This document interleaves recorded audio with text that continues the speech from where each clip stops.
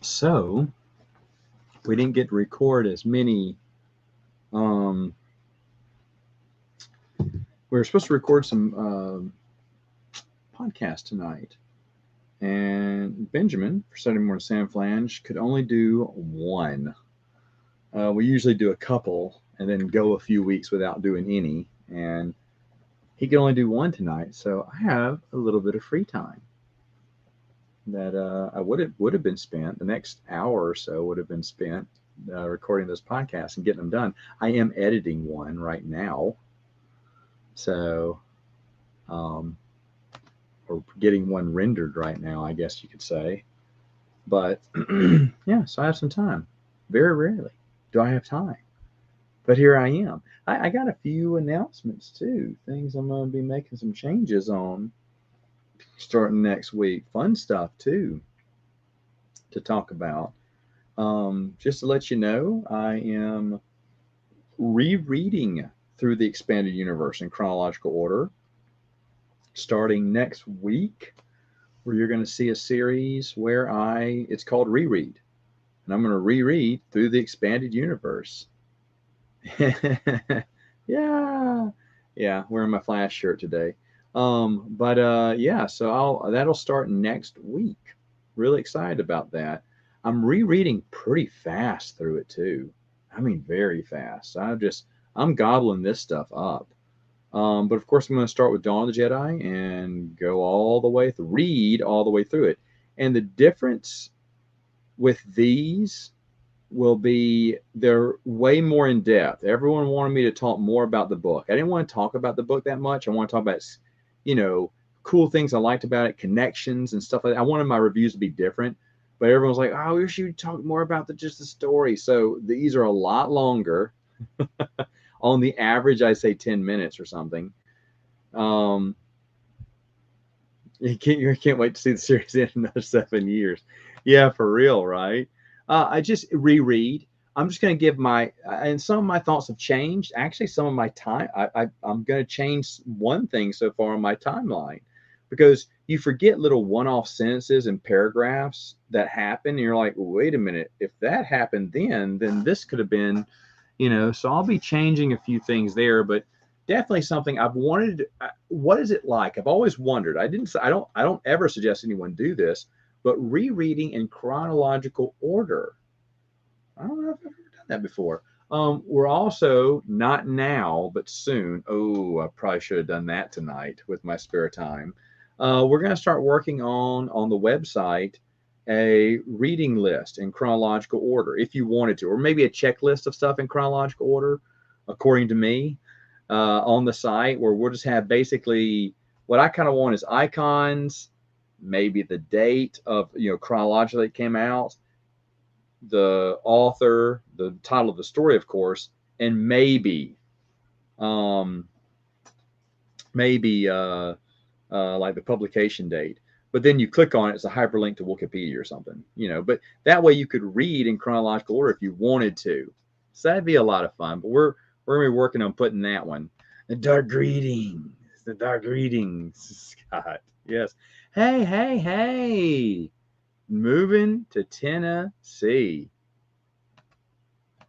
You started watching my original series when you reviewed Dark Emperor. I watched the series start from the beginning. Sounds awesome. Yeah, rereading it has been really fun too because it's going to be more in depth. Like I said, I'm going to talk about things, maybe reconsider some things. Have I changed my mind on any story? Yes, I have.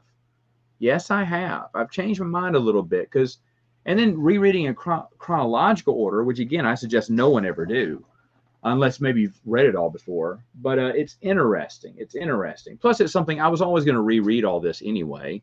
But I may as well record my thoughts. Now, to be honest, I'm rambling on a lot of this stuff, but that's what a lot of people wanted. So, and I have time to read one book, a couple of comic books, here and there, so I can keep that pace up. I remember a long time ago,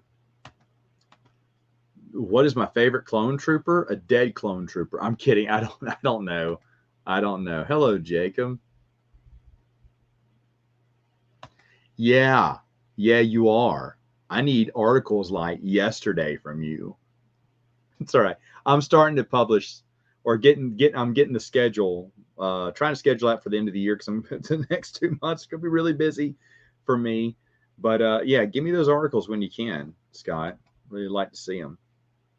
But no, it's been interesting. Something I was always going to do was reread it, but everyone wants me to do these, so I was like, yeah, why not? It'd be fun, you know. I keep talking about it. Plus, there's a lot of things that, yeah, I do regret not talking as much about the artwork, if I liked it, if I didn't, or something.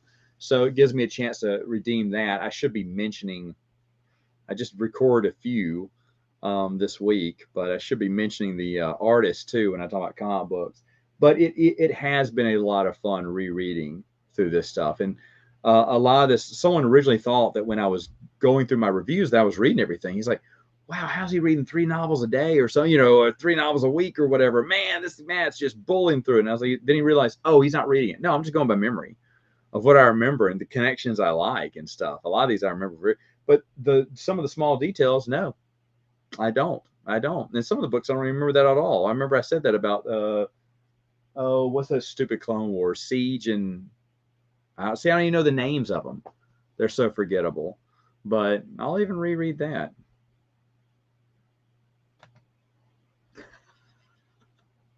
Well, I'm plowing through the Old Republic right now. But the thing is, though, I love to read. I love to read. I love it. I love it. I love it. I'll read something before I watch something. I'm just a reader. So, and then when it's Star Wars, I know why I loved it so much. It rejuvenates your love getting to reread a lot of this stuff, and it's so much fun. It's so much fun. And I got some other, like the Dune trilogy, prequel trilogy won't finish till next year. So I'm not going to read that till it finishes. And then there's another Firefly book coming out next month that I do plan to buy and read when it comes out. But my reading list was short, and I've reread everything. On 2020, I reread everything on this 5 layered shelf. And, you know, I'm like, oh my gosh. I mean, I don't have much else to reread at this point. And I was like, what else can I read? And I was thinking, well, it's all right here. I may as well start. And I'm just tearing through it, tearing through it. So great stuff.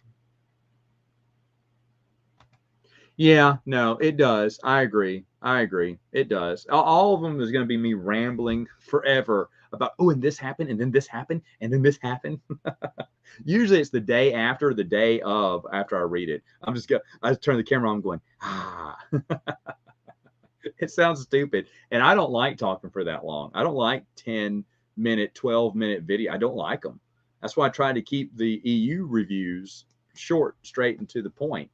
You know, 3-4 minutes was the average there, but these are going to be way longer. I mean, some will be smaller if I'm doing some short stories, maybe. Just finished Dune. Happy to say it's fantastic. You definitely want to watch if you can. I did watch it.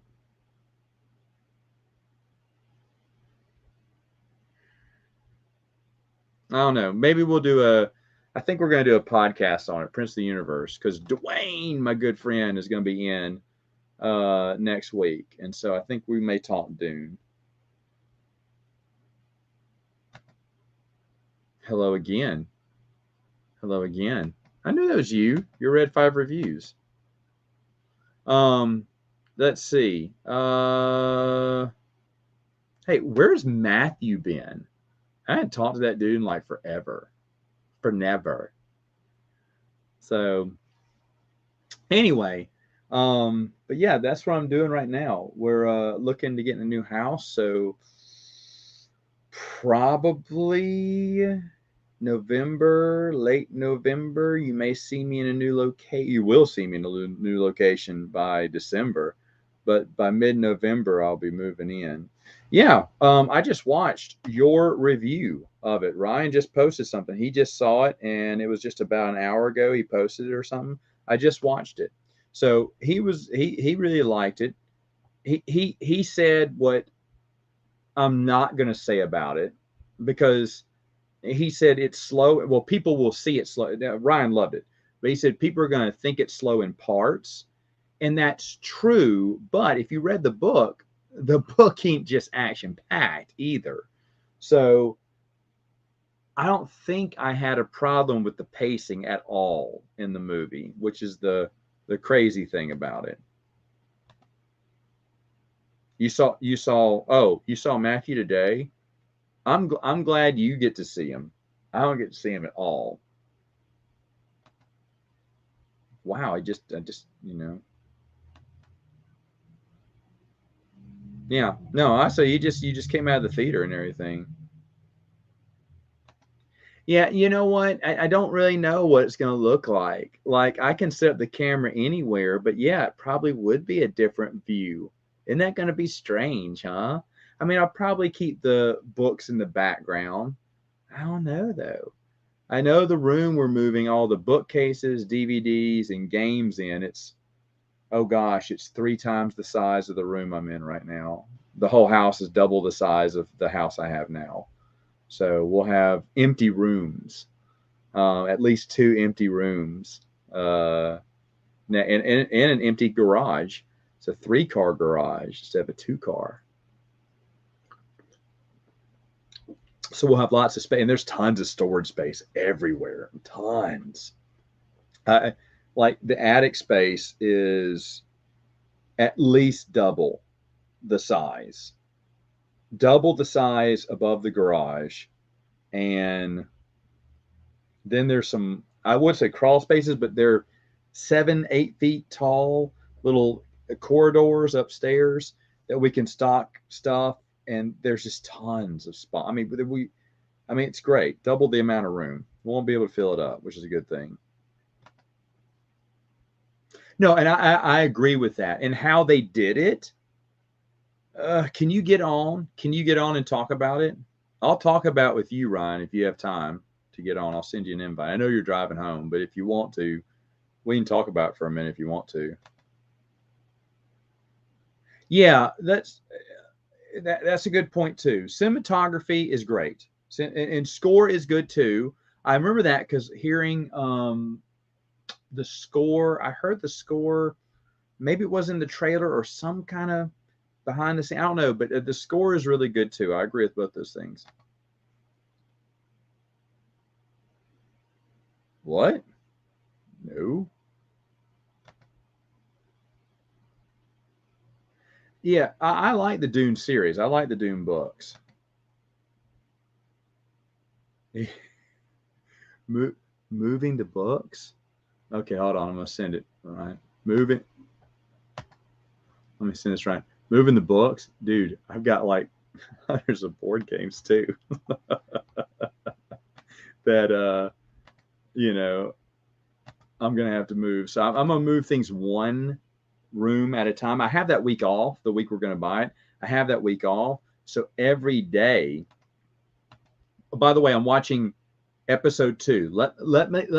Right now I have problems with it, but let me watch a little bit more so I can give a better review on it. Because I've just started episode 2, and then I was like, you know what? I'd rather do a live stream.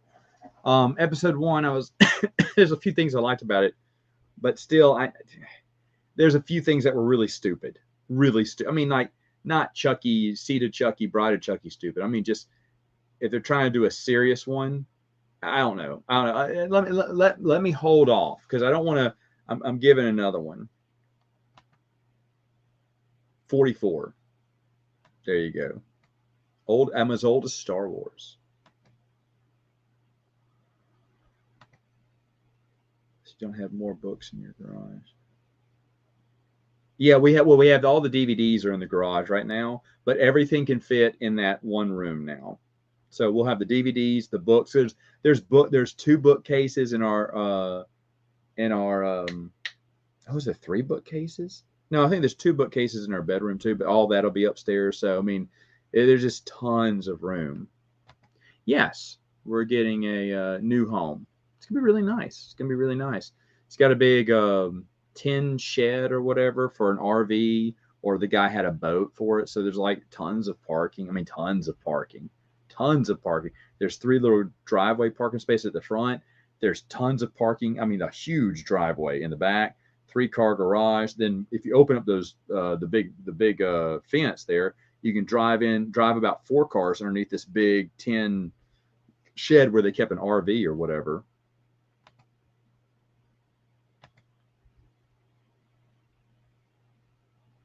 If you've never done it before, I would say don't. I would never suggest someone start with Dawn of the Jedi.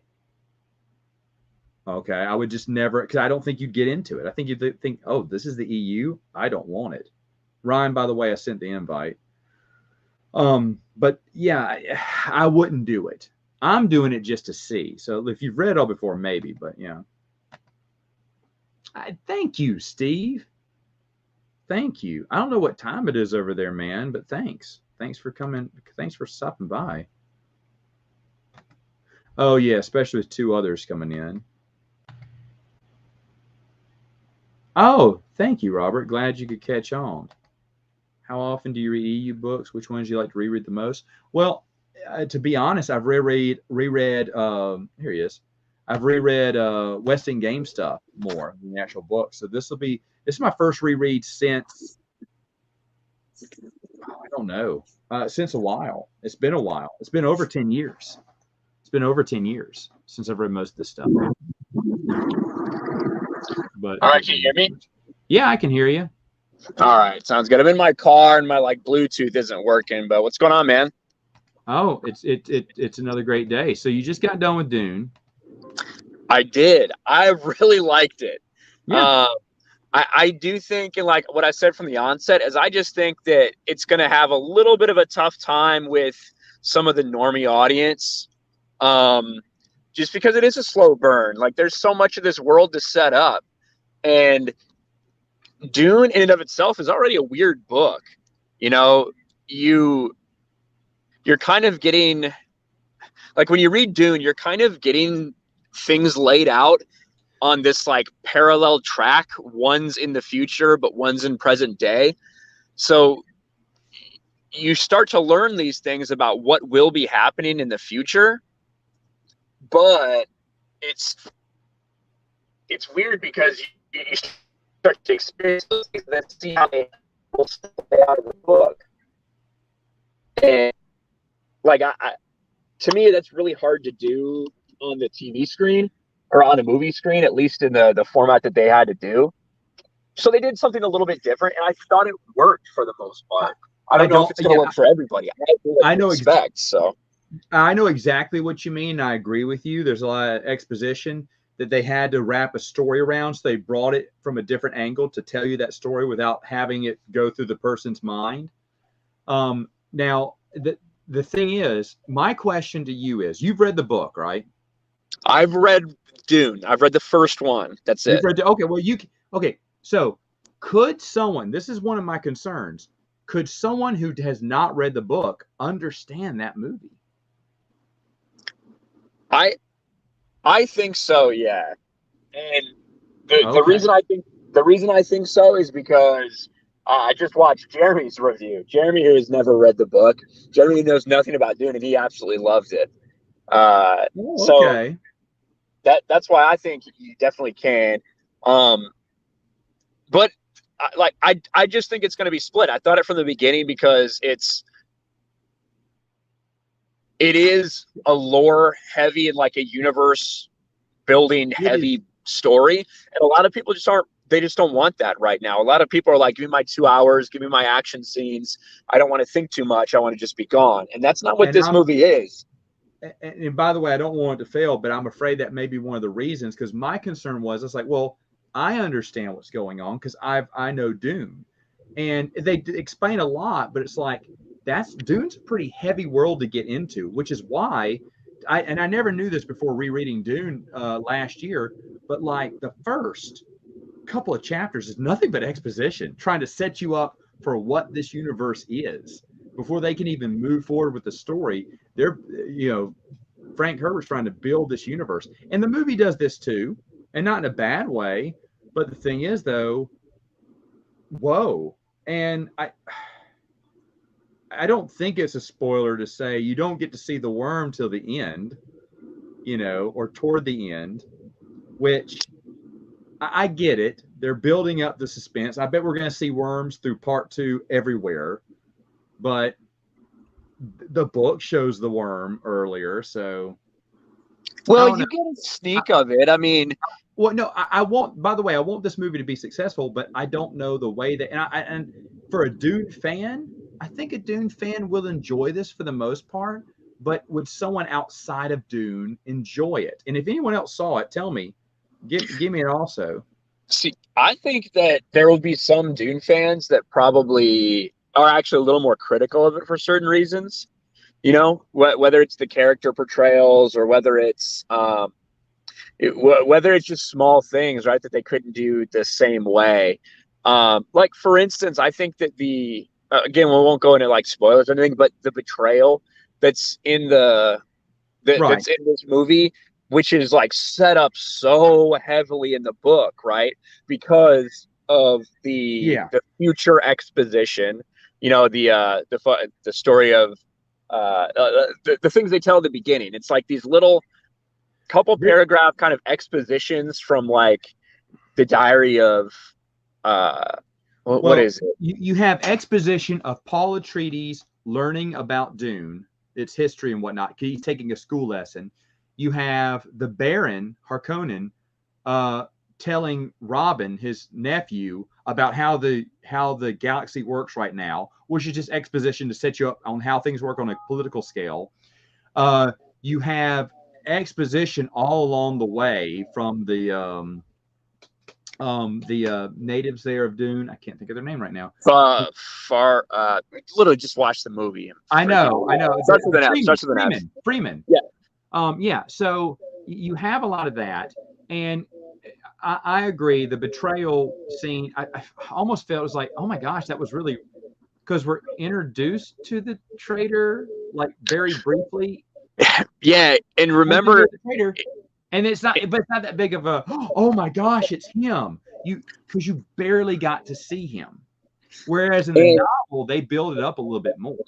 but even in the novel you actually know about it from the exposition, That is true. um like before they even really reveal it in the book, so you have like such a different perspective of it. And Yeah. also in that, remember, he's working to throw uh to kind of throw shade onto somebody else, which creates some tension between that person and Duke Atreides, which there's really none of in this. Yeah. So that's a way I could, you know, see some people that are hardcore Dune fans being like, I didn't get to see that part, you know. Yeah. Now, Robert De Costa asked, Ryan, is it respectful to the spirit of the books? That's the concern I have. That's what he says. I think it's really good. I think that it's very respectful, but at the same time, it has to kind of tell the story a different way. Um, but to me, I really liked it. I thought that the relationship between Paul and Duncan Idaho was really good. You know, really captured that. Um, it's hard to see some of these actors who are so well known for other things. Like Well, I'm it's hard to glad. not see Josh Brolin as Josh Brolin instead of Gurney. But Exactly. And then finally, Jason Momoa decides to shave so he doesn't look like dadgum Aquaman in the yeah, movie, which I was happy to see. But Small Time says that it sounds like it does a good job of laying the groundwork for sequels. It basically ends, but tells you it's part one. Is that that is. I think that is maybe potentially the biggest criticism of this film, not necessarily of this movie, but overall their plans, because they have not started any kind of production on a sequel yet. Oh, But I did this not movie, know that. That is not good. right now, Warner Brothers has essentially said that they're interested in a sequel, but there's been no production at all, which I think is a big failing. Yeah. I think that's a big failing for them, because that means now it's going to be 2.5 or 3 years before we see it. And that's just, you know, this movie was clearly shot with the intention of, this is a big prequel. That's all this is. This is literally a preamble. This is a prequel Yeah, to movies that can come next, and it's setting everything up. I agree. It feels like it's part one of an epic story. I mean, it is part one of an epic story, but they should have kept the ball rolling because delays like that are going to kill the motion of the hype for it. I think. Jack says he fell asleep reading Dune. It was difficult to read. Jack, I'll be honest, the movie would be easier to understand. I don't think it's going to be. Yeah, I understand a lot of exposition of the book can kind of drag. I was actually surprised when I reread it and saw that, but I think you'd like the movie better because it basically just abbreviates all that exposition, but also puts it in prose, meaning a lot of those explanations is Duncan and Paul having a conversation, or his dad and him having a conversation, or his mom, Jessica, and him having a conversation. So they basically skip all that exposition that's in the book and basically put it into prose where you can just move on with the story, which I thought was a nice way. I didn't think it was disrespectful to the books. Ryan? All right, I think I'm back now. So I connected to Wi-Fi real quick. I just think I heard most of what you're saying. I completely agree. Dune is not easy to read. Dune sucks to read because the first 5 chapters, you have no idea what the hell's going on, honestly. Like you don't. Like the way that they lay it out for you in the books, you don't really know what's going on, but it's like they throw you into this story. And as you read more, you get a little bit of the past and a little bit of the future, and you kind of just figure out what's going on over those first 5 to 10 chapters. So it's not easy. Yeah, it says critics say it's the Star Wars or Lord of the Rings of this generation. Well, I hope so, but the way that Ryan's talking about that, how they kind of are not pushing, it's almost like they didn't believe in the movie if they're not working on sequels. I understand you want to see what the box office brings, but you need to, in this day and age, you got to keep pumping it out, or the excitement's going to die. I do think they didn't believe in it. I will say this: I do think they'll make a sequel, regardless of how this movie does in the box office. This movie's it almost can't do well because it's on HBO Max. Basically, true. Everything we've seen that is launched on HBO Max has done fairly bad at the box office, with the exception of Godzilla vs. Kong, I suppose. But that's about it. Maybe, but now people are on to getting. That's a good point there. And this is a movie that needs to be watched. There is an audiobook, yeah, but this is a movie that needs to be watched on IMAX. That was made to be watched on IMAX. If you watch it on like your TV screen or your computer screen, or God forbid a tablet or a phone, you're completely missing out. The score. Listen to Martin Scorsese here. I'm just saying the score and the cinematography is made to completely immerse you in this world, and it is made to have you watching it the entire time. It's made for you to look and study what's going on in the landscape. And go ahead. Let me move on to something more into your territory too. Are you excited for the Flash movie? No, not excited at all. Okay. There's little things that I'm interested in, like obviously Keaton's Batman. Yeah, everybody wants to see that. Everyone wants to see that. I think it's going to be kind of a disaster. I think it's taking some great storylines and kind of bastardizing them. It's like, it's like, hey, we're kind of going to do Batman Beyond, but not, hey, we're going to do Flashpoint, but we're going to change a bunch of stuff. It's not going to be Thomas Wayne Batman. It's going to be Michael Keaton Batman. And instead of Superman, it's going to be Supergirl that we have to dig out of the Cadmus lab. And, I think that I didn't know that. Yeah, that's why Supergirl's in it. Why not? Okay, since they're bringing Michael Keaton back, I'm going to be honest. Bring back Dean Cain. Dean Cain's Hollywood cancer right now. He's a conservative. Screw it, do it. People would go see that. They'd love to see that. We got to see our Smallville reunion for whatever that episode was of The Flash. Oh, God. The CW?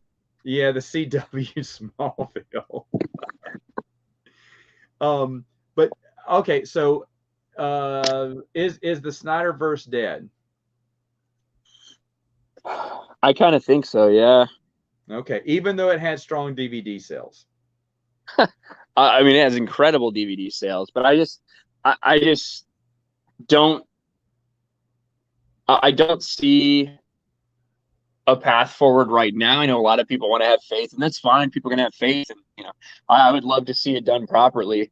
But I think that they're going to use this Flash movie to kind of reset some stuff and things like that. Well, obviously, but they could also, I mean, that's obviously what they're going to do with it. But at the same time, they could also say, hey, this is why we can have movies like The Joker and stuff, because now there's several different. The Flash has established that there are several different movies. Now we can make 2, 3 different types of Batman movies and whatnot. Yeah, but they already had that because of the CW crossover, the multiverse stuff. Oh, okay. See, I never watched all that, so that already exists. Yeah, like actually Ezra Miller appeared in an episode of The Flash. No, I remember that. I remember that. So, like, they could, and that would be awesome. And I think a Ben Affleck, like, HBO Max series Batman would be awesome. All right. So, what other? Everyone's in the comments saying that Michael Keaton will be awesome. They like to see Val Kilmer come back. Like to see Dean Cain come back. Is there someone that you would like to see come back? To be honest, I'd like to see what's his name, who played the Flash from the '90s series, come back. John Wesley Shipp, I think was his name. John Wesley Shipp, huh? Let's see.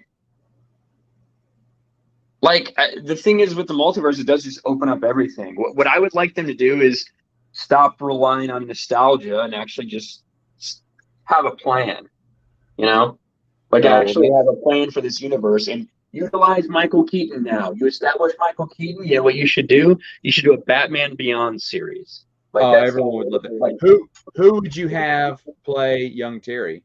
Oh, I don't know. I'd have to sit and think about it. Okay, everyone can let me know in the chat. Basically, anyone that gets like fan cast as Nightwing can just also play Terry. They're like the same. They're kind of like the same person. Oh, someone said John Wesley Shipp's Flash died in the Flash show. I didn't know that. Yeah. So they brought him back. I didn't even know that. Yeah, they had him in that. Oh, wow! I'll have to YouTube that clip. I know that Mark Hamill's Trickster came back. Trickster was in it. Yep. I heard that, which was kind of neat. That was the show was crap, but the old Flash series. But I used to watch it because I used to love the Flash. But they refused to have supervillains on it. And the one super-esque villain they had was Mark Hamill's The Trickster, which is the best episode in the series, the original series. So I always wanted him to come back. But okay. So I didn't know, because I never watched any of those shows. CW. I mean, Smallville, because my roommate back in the day watched it, so I watched it with him. But I never watched Arrow or Supergirl or Black Lightning or Flash. I'll say for the most part, you saved yourself a hassle. The first couple seasons of Arrow are actually really good. I really like them. First season or two of Flash is pretty darn good, and then it's just kind of crap after that. Sentinel says Dylan O'Brien. He starred with Michael Keaton in American Assassin. Sounds good. I can't picture him in my head right now, but yeah, like that. I think they should do things that make sense. Like they should have actually done they should have done maybe a solo movie or two before you just do Flashpoint. For Flash, maybe that makes sense, so that you can actually have a universe to change. Otherwise, it kind of doesn't make sense. DC is just all over the map. Shazam looks like it could be, or it's not Shazam. Black Adam looks like it could be cool. I am looking forward to the Batman. Oh, really? Yeah, I mean, I think that's Batman. It's not sparkly Batman. Robert Pattinson's done so much stuff since Twilight. He's a really great actor. True, but he's still known for that role. He is, from people that that's all they'll ever know him for. Yeah. Look, I love Batman. Riddler is my favorite villain of all time. I'm going to be watching this, and I hope it's good. What'd you think of the trailer? I didn't really like it. Oof. It doesn't really show you that much. and they've never really No. showed you really hardly anything to get excited about. And I know you said, because I saw your reaction to it, you like the ending, you know, when he shoots out of the flame and comes out scaring the guy and everything. I get it. I think, this is not an origin story, but it is a young Batman. It's a Batman year one, year two, uh, who seems almost unhinged, right? Like he's just starting to fucking try to process this stuff, and he does truly seem unhinged and intimidating. And I like the idea of getting an actual detective Batman storyline, which is what this is supposed to be, which we haven't seen in live action. No, that's true. That's true, because being a detective isn't exciting. It's not punching people in the face. So that would be fun. I agree with that. And the thing is, how many Batmans have we come across where like that guy can't be Batman, and he turns out to be great? Everyone complained about Michael Keaton, and now he's everyone's favorite. It's Um, every single time. For some yeah, reason, I think it's primarily DC characters, because I think DC fans are just kind of more attached to these characters than like Marvel fans are. Maybe because the MCU was built on characters that weren't the most popular ones from the comics. Maybe that's why. But it's like every Superman that's cast, every Joker that's cast, every Batman that's cast, it is just like, oh no, there's no way. And right. all of them, you know, with the exception maybe Jared Leto's Joker, I think the majority of them, were received fairly well. There's a couple bad Batmans, I suppose, in that run. I, you know what? To be honest, there's two that I never liked: George Clooney, which no one will disagree with, and I hated Christian Bale. The Christian Bale movies are good. It's funny that like Yeah, the same people who will tell you that like Man of Steel, it's not a Superman movie, will like just swear by the Batman movie, the Nolan Batman movies, when I feel like that's not really Batman either. I agree with that. I did like the first two of those movies, but Christian Bale was not a good. He just didn't seem to be a good Batman slash Bruce Wayne. How he played Bruce Wayne matters a lot. Um, I did like Val Kilmer over time. I thought he did a good job. And then Ben Affleck. I didn't have a problem with him. I didn't have a problem with Ben Affleck. Yeah, I I thought mean, I really liked Affleck, and again, we didn't get a people are like, oh, how many times you got to watch a Batman origin? You saw like 10 seconds of the Batman origin in that movie, and you got thrown into a 45-year-old Batman. so. You think Sentinel thinks Nolan is overrated? I can agree with that. Um, He's made I good movies, but people go nuts every time he says, "Here's what I'm doing next," and it's like I don't think you've impressed me I that think he has much. like a really dedicated fan base. But No I'm doubt actually about getting a it. call, Matt, so I gotta bounce. Yeah, go for it. See you later. Thanks for dropping by. All right. Have a good one, buddy. All right, see you later. Folks, another person that I invited who just emailed me back. I don't know if she's watching right now, but one of these days I'm going to get Rilla Smith on here. She is the daughter of L. Neil Smith, who created one of my favorite Star Wars stories of all time, the Linda Calrissian trilogy. She's really awesome, and I got to speak with her on Tim from Open Airlock Policies thing, and I told her I would invite her on. Yes, yes, I'd love to. In fact, hold on, let me give you an invite. But she just emailed me back, and she can't tonight. I do these last minute, and so because I do these last minute, she she couldn't join, but she said she'd get on here one time. And you guys got to meet her. She's just really awesome. Is really awesome. I didn't even have to talk Star Wars with her. In fact, we didn't after the stream. We talked anything but Star Wars, and it was just so awesome. Let's see. Oh wow, Kyle's on here too. Probably Dawn of the Jedi. To be honest, I don't know. I'd have to look at all of his stuff. I love the first one. I've seen all of them. I've seen all of them, even the direct to DVD ones that are bad. They're bad. You want them to be good because you love the story so much. you love the story so much, but the thing is, though, they are so bad. I mean, oh, so bad. So hold on just a moment. Let me send that out there. All right. Maybe join for some other people. Anything's better than Clooney's Batman. Oh, yeah. She is unbelievably cool and doesn't know that much outside of her dad's own books about the Star Wars universe. But just, I mean, I could talk to her all day. And her mom. Well, I should also mention that conversation was with her and her mom for like over an hour. I know Tim was saying, Matt, shut up. I need to go. I need to go to bed. But after we cut the stream, I just could not stop talking because I just thought they were just so awesome. Passion's going to destroy the role, he says. Oh, we're going to destroy it. Is he now? Well, then. You know, like I said, I mean, I love Batman. He's my favorite superhero, and I love the Riddler, so I want it to go.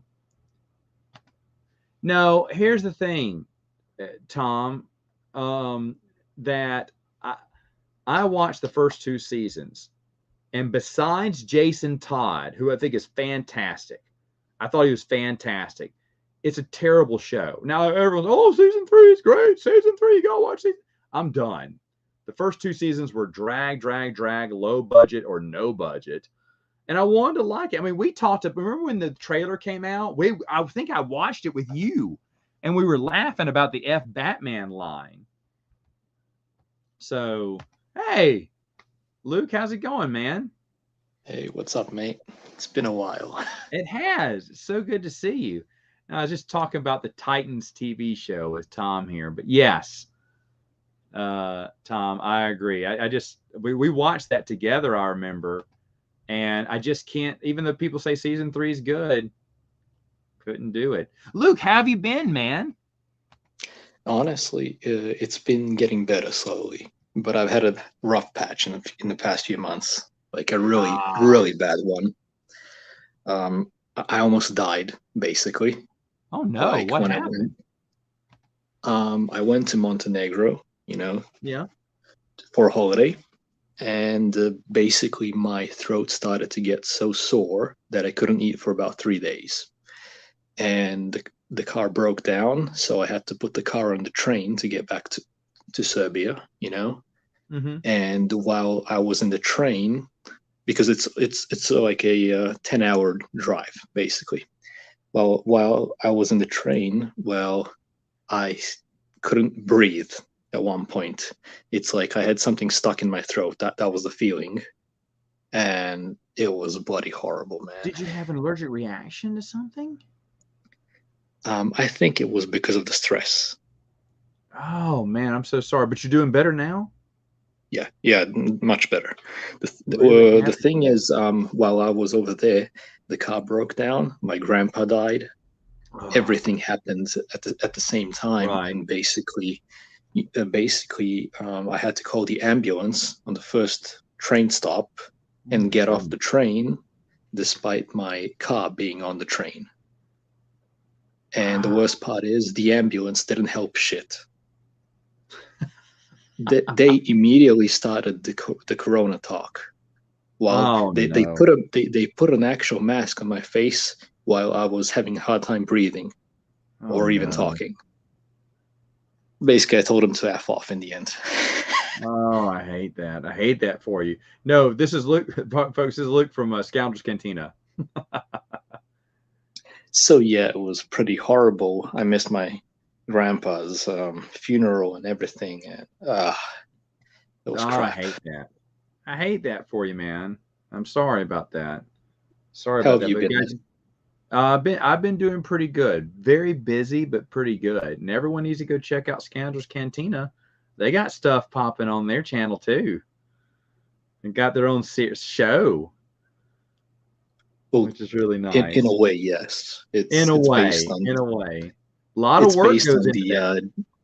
Oh yeah, definitely. But the thing is, go ahead. Yeah, go on. I'll finish later. No, I was gonna say a lot of work goes into a lot of y'all stuff because your Lego stuff and everything.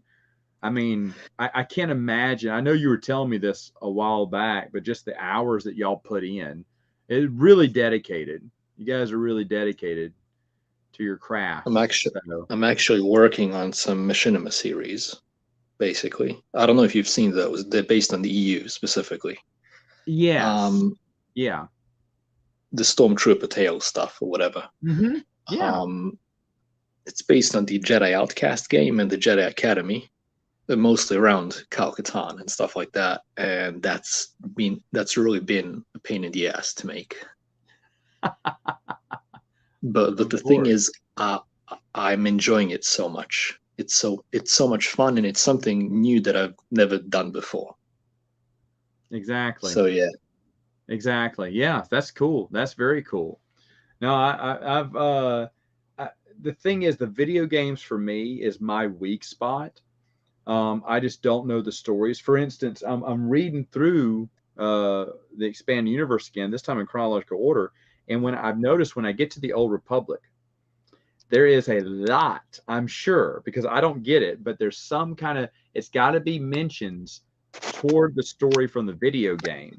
That doesn't mean it's bad. It just means I'm not getting it. But that's because I didn't really play a lot of those video games. We're also joined by Scott. Hey, Scott, how's it going? What's going on? Good to see you. You must be finished with all those articles I asked for. Yeah. It's been it's been a rough couple months, to be honest with you.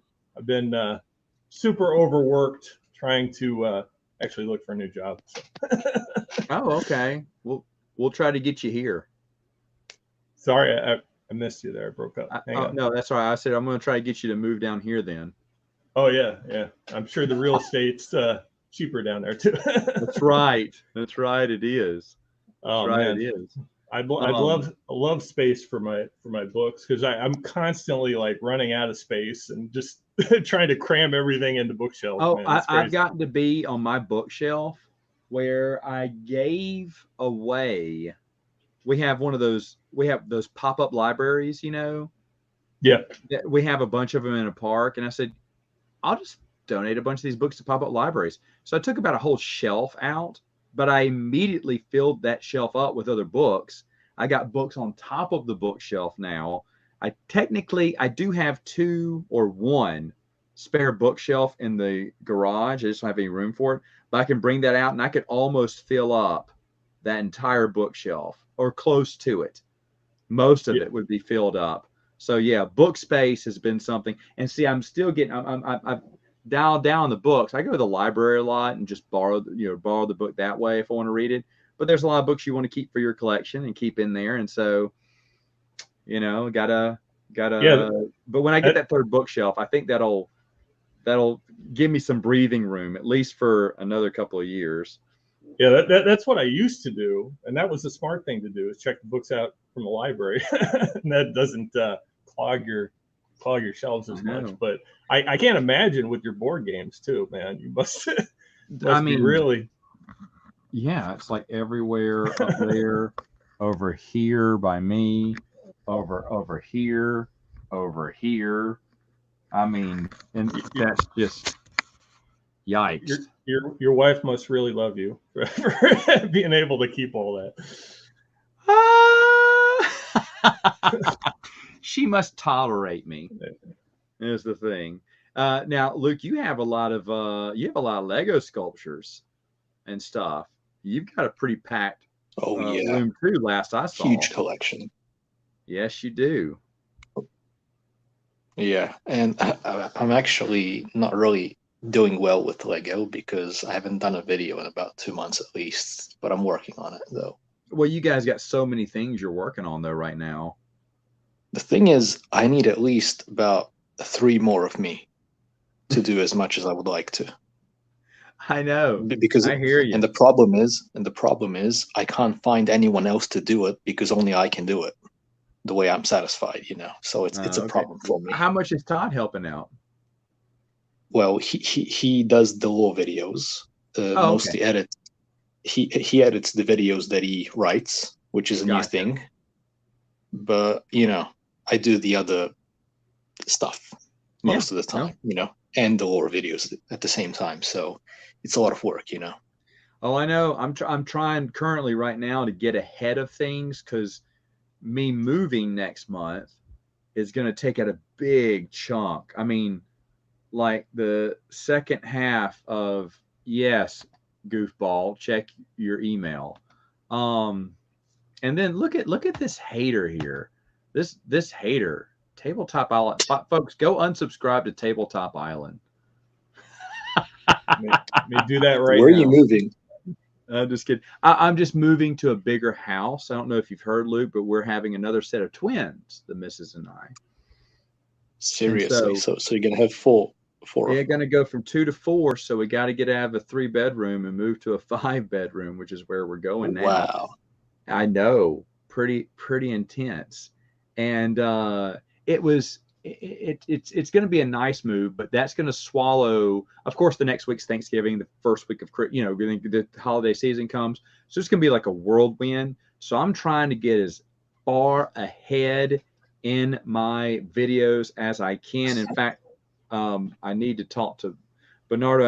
I talked to him for on and off. I called this guy because I got interrupted like 3 or 4 times. I kept calling him back, and I meant to call him back one more time about something else. But I'm trying to get as many videos ahead so that I can do the move, and then there's the unpacking, and then there's the holiday. I mean, it's just gonna be just a huge rush. And I don't know if I'll have time. And the thing is, I owe no one videos on a weekly basis. I owe no one, but I feel compelled to do it. I feel because when I watch a channel, I expect there to be content. If they've established there's content every week or something like this, I want to see it. That's me. I want to see my Wednesday 1 week. There's one guy who posts 1 video a week on Wednesdays. And daggone, it better come out on Wednesdays. I'll be mad, or something. But the thing is, does he owe us one? What if he's busy that week? No, he doesn't. But he feels like he has to get ahead on him, and he brings them out every week, and he does a good job. And it's just one of those things, like Luke was talking about, is trying to get those videos out there. He didn't have to. He wants to. He's got people who want to see it. You're cranking out good content that people want to see. You want to keep doing it. So. That's why I could never do a YouTube channel. I could never make that commitment. The thing is, technically you don't have to if you don't want to, because people can understand. But shoot, when I was doing my Defending the EU series, everyone knows this. I did one. I was filthy sick. I was just in such bad shape. I said, I got to do one this week because I got to. Right. But everyone would have said, oh, he's sick today. He's sick this week. He can't do it. But I don't know, something about me, man. But I always try to get ahead. And I want to get as far ahead as I can. I'm nowhere near that. But I'm hopefully by next week we'll get at least them filmed, Yeah. And then All American Cornbread, you can move down here too. There you go. Because this little hater here, Bernardo, doesn't. I do watch Chuck Dixon every week, and I do love Chuck Dixon's channel. He's folks, you don't know, he was a comic book writer, still is, but used to be back in the day. And he is so interesting. He has his own little YouTube channel, and so interesting to read. He'll tell you what's wrong with comic books today. He doesn't beat around the bush. He's a really smart guy too. What makes you keep coming back to Star Wars after all these years? What makes you keep coming back to Star Wars Expanded Universe? It's something I love. It's something I still love. It never gets old. Scott, right now I'm rereading through everything, and I'm loving it. I'm absolutely loving it. And the thing is, though, I reread this, and this is the reason why I liked Star Wars. I enjoyed the movies just like everyone else. But if it hadn't been for these books, I may have a copy of them on DVD, but I wouldn't watch them that much. I wouldn't describe myself, oh, I like Star Wars. I like the John Wick movies, but I'm not always talking about it. So it's the books that really made me a fan. Now, some people are like, well, it's the video games. It's this. I mean, obviously for Luke and Todd, it's the Clone Wars era that made a big impression of them. You guys are still reviewing the Bad Batch episodes, correct, Luke? Not really, actually. I've Okay, you stopped stopped doing the that? streams. Okay, I know y'all were at first. Yeah. I didn't watch those because I don't have any interest in the new canon, but I noticed y'all at least gave it a shot. Yeah, we did. It was mostly like a stream a week, for each episode. Yeah, for Try each to do y'all were doing something that for each different. episode. Well, I'll take your thoughts right now. Are you still interested in Bad Batch? Have you given up on it? To tell you the truth, so far, my how should I say it? Criteria for Star Wars is basically, is it woke or not, and whether it contradicts the EU. So far, the Bad Batch hasn't done either of those, so I'm liking it. Okay. The storyline is quite fun, I'd say. It's basically something that Imperial Commando should have been, in a way. Gotcha. Which we never got. I mean, the game mostly, which we never got. So yeah. I decided that all the lore videos that we're gonna do are gonna be based specifically on the EU. I'm quite done with canon fully. I don't intend to mix it up anymore. Yeah, and to be honest, you're not the only person. There's a lot of people who have said that as well. The thing is, I'm done with mixing it with the new stuff. Just a few things. So yeah. Yeah. Oh, there. Me too. So look who it is, the Geeks Attic. Hi, fellas. How's it going? Good And to Adam, see you you. can check your email too. But yeah. Wow, look at you. I saw your book haul video. Oh, the novelization stuff. Yes. Yeah, I've got a stack here. You guys are always in. You know what? I love it that you and Jeremy and Adam are into that, and that you do your paperback. I haven't seen one in a while though. Every month we have one come out every month. When was the last time you did? What was the last one you did? I watch them. I just can't remember what it was. I was not on the last one. Oh, that's why I didn't watch it. I'm kidding. What was it? I don't remember. They did a License to Kill. No, I didn't. No, I didn't watch that one because it was James Bond, right? And I never watched the movie, so I did skip that one. Okay. Yeah, this month we're doing Halloween, the original by Richard Curtis. Oh. Yeah, it's a really hard book to find. So, how did you all get it? Well, there is a copy available in the Amazon store for Kindle, so you can get it digitally. Or there's a guy, 80s slasher horror librarian. He does audiobooks, like for all these really hard books. He has them, and he does audio versions, so everybody can enjoy them. I don't know if Adam told you, he got me a copy of, I think it was Jaws 2. Oh, yeah. The novel. And my little girl, I sent him a video of my little girl. She kept holding it. She did not want to give it up. That was her book.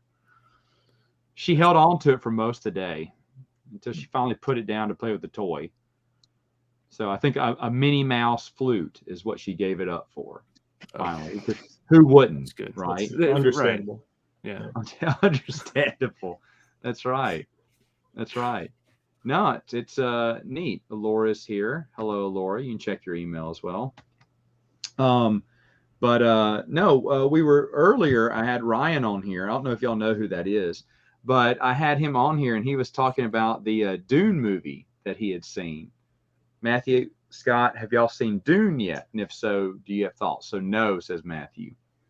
He's still jazzed. Oh, by the way, Matthew, I got Ghostbusters cereal. Good. That's good. I forgot that my sister-in-law works at a Walmart in Arkansas, and I called her, and she took a picture of a wall of it. And she went, "How many?" I said, "Just two." All of it. But all of it. All of it. We have tons of it here. I said, "You do?" It is not here in Louisiana. I don't know why, but no one here has it. It's like that Crystal Pepsi. You got to get it when you can. Yeah. Well, I'm getting worried about the tickets when they go on sale. They haven't announced when the Afterlife tickets go on sale yet, and it's driving me crazy. Because, like I told you before, Matt, the Ghostbuster fans are crazy. People underestimate them. Because, we think Star Wars is like, oh, the Star Wars fans are insane. They'll buy tickets 4 months in advance. the Ghostbusters Afterlife comes out next month, and they haven't announced when the tickets go on sale. And I'm worried that these weirdos are going to go purchase the entire theater so they could sit there by themselves. I wouldn't put it past them. Let me ask you that. Okay, you're happy because it's not doing 2016 Ghostbusters. No, there's a different. It's vibe. safe to say the entire fan club is happy that they're not doing that. There's people in the Ghostbuster groups that are like, "Oh yeah, the 2016 was cool." Okay. Oh no, I never even watched it. I never even saw it. We'll never see it. Would watch the cartoon series again. Yeah. Oh yeah. Oh man, my wife yesterday, she's like sent me a text message when I'm at work. She goes, "I have some slightly bad news." I'm like, okay, what is it? She goes, Ruth got into the one of the cabinets and pulled out your Ghostbuster cartoon DVDs and broke one. Cool. So that made me sad. But they're available. You can still buy the DVDs, and they're also available digitally, like iTunes. Yeah. So it might be an excuse to go digital. Yeah, I know. I think I might do that because I think it's like $10 per season. So now, is this one gonna feature any of the original Ghostbusters? From what I hear, it was supposed to be a secret, but because we kept getting delay after delay, I mean, this was supposed to come out in March 2020. Last year, yeah. Yeah. And then they were like, oh, we'll push it to November. Oh, we'll push it to next March. Yeah. Okay, here we are now in Push November. To the summer. So, now it's going to be. Okay, yeah. I was just wondering because they've been very good not giving away anything in their trailers. What's crazy is Star Raptor. He's the big Star Wars canon guy. He's like you of the EU. He knows everything canon. He got to see an early screening of Ghostbusters Afterlife in New York Comic Con. He says, "Oh wow!" He says that I'll love it. So that gives me high hopes. Okay, Adam, how are you? Great. How are you guys? Doing excellent. Doing excellent. Matthew, it's been so long, Matthew. It's so long since what, noon? Yeah. Keep rubbing it in. You know, Adam keeps in touch with me. I talk to him at least twice a week. Matthew on Marco Polo. Yeah, it's good. Yeah, I've been muting since I've been going back to work. It's okay. I don't need excuses. I'm just saying. Okay, so I don't need excuses. That's okay. Okay, it's fine. Scott's moving down to Louisiana with me. Oh, nice. I am. I'll talk to him later on. We're gonna get him a job. It's news to me, but okay. Sounds good. I'm lonely. I need friends. Question for everyone: your favorite Sith Lord? Do you have a favorite Sith Lord?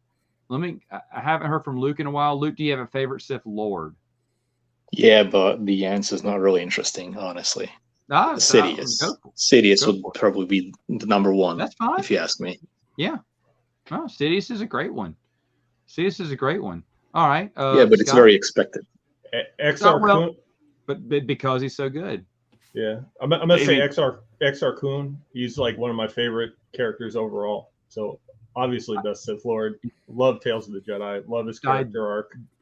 I can't tell you, the style of the artwork is so good. The ships look like sailboats, space age sailboats. The knights look like knights of the, kind of like, medieval armor, but it's with that style, those robes and everything.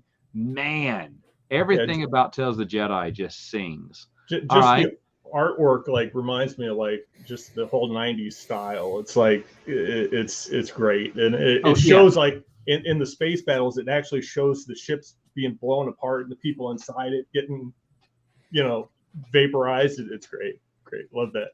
Yeah. Matthew? Well, I like Darth Bane quite a bit, but Sidious, I guess, would be the runner-up. I mean, what other Sith has conquered the galaxy? That's what Bane wanted to do, and Sidious did it. I mean, that was what 900-year gap, right? Pick. I mean, he is. Yeah, that's when people always talk about, Emperor Palpatine. I'm like, do you mean Darth Sidious? Yeah, it's true. So, Although He is- honestly, let's be fair, Vitiate did a good job as well. I mean, Tenebrae. Yeah. And even Crate was good at it, I'd say. Yes, Crate's a good one too. It's a good pick. But no, I like Bane. I like Bane, Matthew. That's a good one. All right, Adam. Probably Bane too. Okay. Probably second be Vader. Okay, yeah, Vader's a good one too. Destructive force there. All right, Freya. there you go. Another one. Matt, compared to other franchises, what makes Star Wars so magical and special to you? The continuity. No other franchise had continuity like the expanded universe, and Star Wars did for the longest. And I mean, from the comic books to the books to the short stories to the children's novels, for crying out loud, that had tons of continuity in it with the books and the movies and the whatnot. And so that's what made it super special. Even what gaming books, right? Aren't they in short stories or things in those? RPGs. Well, yeah. I saw some of those game books. I also found this one recently, Matt. You were talking about it recently.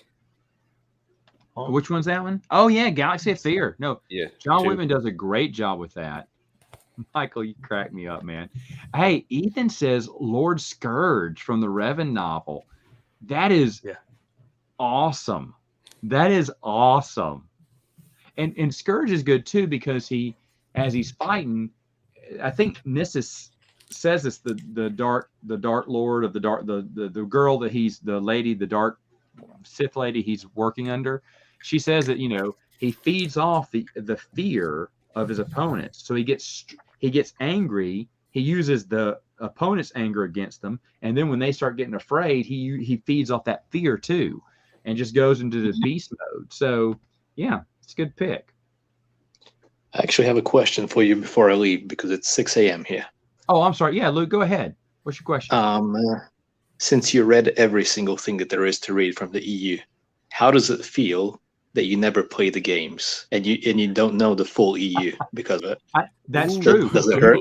Does it sting? You are correct on that. And I've never pretended to know it. I tried to do an overview of Knights of the Old Republic one time. If you're like, well, you missed this, you missed that, you missed this. I was like, guys, I'm just reading for what I heard, but you're right. I don't know it. I don't know. I need to. And the thing is, I just don't have time to sit down and watch a playthrough, but I guess I'm going to have to one day just to get that full story. But I'll do some lore videos for you. That's all I can say.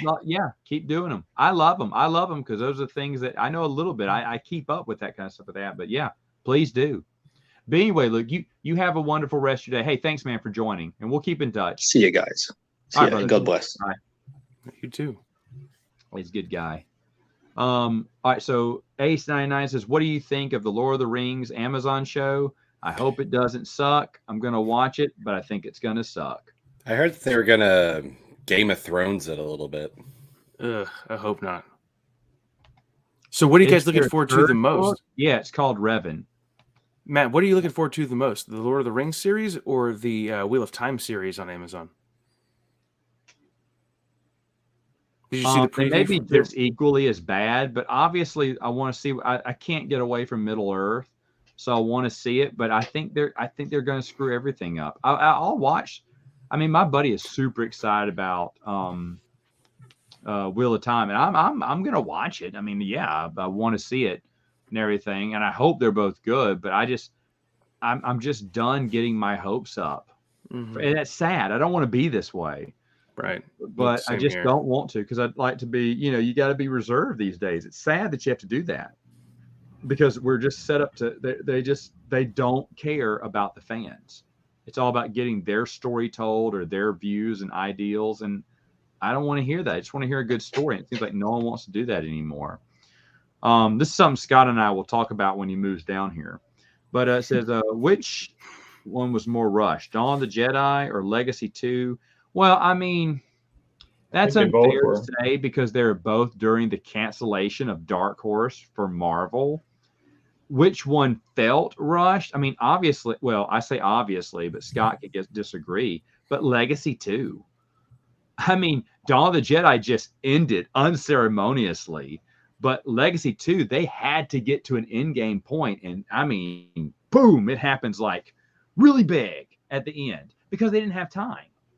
So that one felt more rushed, if that's what you mean. But Dawn of the Jedi didn't even finish. So it's almost like, I don't know. I'm still kicking myself because. Go ahead. I'm sorry. Oh, I'm sorry, Adam. Then I'll get to you. I didn't actually read the Dawn of the Jedi, so I can't speak for that. But I think they both really didn't get a satisfactory conclusion. They both were canceled, in the middle of the comic run, and they had to just throw an ending out to both of them. So it's hard to say. They both received an unfair treatment, I think. Okay. And Adam, what were you going to say? I can't go to Wikipedia. Wikipedia is just so terrible. I don't get much information from them these days. Adam, go ahead. Oh, well, I was going to say, I'm still kind of kicking myself. I was at my comic book shop down the street, and they had a volume 2 omnibus of Legacy for like $35. I didn't have the money, and I passed on it. I probably should have just muscled up and got it, but I hope that I still have it whenever I get paid. Was it a hardcover? Yeah. With a dust jacket. That's definitely worthwhile. Yeah, I bought Jeremy. It's an omnibus for Droids and Ewoks, like the Marvel collection. That's a good one, and that has one of the rare Ewoks comics too. It has Ewoks, one of the annuals that's like really hard to get. Mm-hmm. Hi, Laura. Thanks for joining us. Let's see. I'm trying to make it through the comments here. Well, I mean, it had potential, but the thing is, though, it never got to a point, sadly. And I reread it recently, so I'm going to do a video on that. Oh, what is this? Dude, you text me 30 minutes ago, and I thought, okay, well, he's coming on, but I didn't know. What's going on, guys? How's it going? Not too much. Pretty well. Yeah, a half hour ago was I just got home from a pretty ridiculous day. Okay. So you were on your way somewhere. Oh, you sent me another text too. So I should have read that one before I smarted off my mouth. So there you go. It's probably 20 minutes ago. Probably wasn't 30. But I was like, okay, he's jumping on. Then I didn't see him. I was like, maybe he's dead. I don't know. It's always a safe thing to assume. I don't know if you saw Matt recently. Me and Matthew actually got to hang out with Ryan Kennel when he was out here in Oklahoma City. I watched it. I watched Oh, okay. Geeks Addict sell out by wearing his merch, which I didn't get any because Ryan promised me a million times, like, no, I'm going to come see you. I said, dude, if you're going up through Chicago and trying to come back down here, you will be so far out of the way. I said, don't come. Say, no, man, I'm going to come. I'm going to come. We're going to hang out for sure, man. And he even said that in y'all's stream. I think he's like, I'm coming to see you. I'm coming to see you. I'm going up to Chicago and coming back. Then he called me on his way back down. He's like, yeah, man, probably not going to happen. Oh, what a flake. I'll return all your gifts that I bought you. A flake. And you took the day off too, didn't you? Yeah, I did. Yeah. So, but yeah, it's okay because the gift basket I got him, I cried into it, so I had something to catch my tears. So no water went to workplace. Yeah, he gave me your hat, so. Okay. You totally stole that hat from me too. I was going to grab it, and you were just like, yoink. Ian says the Phantom Menace novelization improves on the story in every facet with Obi-Wan and Qui-Gon's relationship and early scenes with Anakin. Yeah, I think and I can't wait to reread that too. The novels overall were pretty good. I think they got better. I think 2 was better than 1, and Episode 3 is obviously one of the best novelizations for any Star Wars movie. I don't think anyone can deny that. But the funny thing for me is, and I don't want to come down too hard on it because I agree with you. It does show their relationship a lot, but it's Terry friggin' Brooks. I think he could have done better because it's Terry Brooks. It's like Babe Ruth coming up to bat and hitting a single. I want him to, I'm happy that he got a hit and maybe he walloped that ball out into the right field line, but it's Babe Ruth. I want to see him hit a home run. I want to see Terry Brooks hit a home run with this. And I'm not accusing Mr. Brooks of doing anything. I've met him. I got him to autograph my book. He's a really nice guy. But did he cash that check and bring out a mediocre novelization? I think a little bit. I think a lot of bit.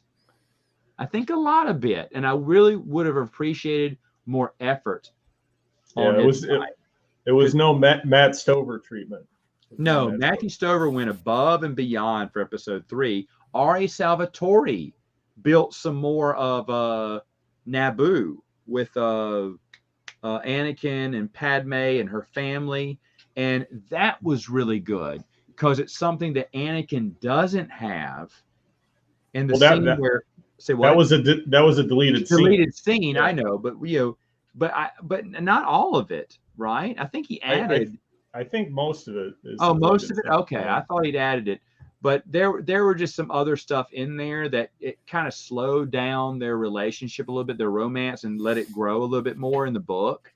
That I thought was good, and then, of course, episode 3. You're like what, 5 chapters in? You still haven't gotten to the opening crawl, and you're like, this is awesome. Right.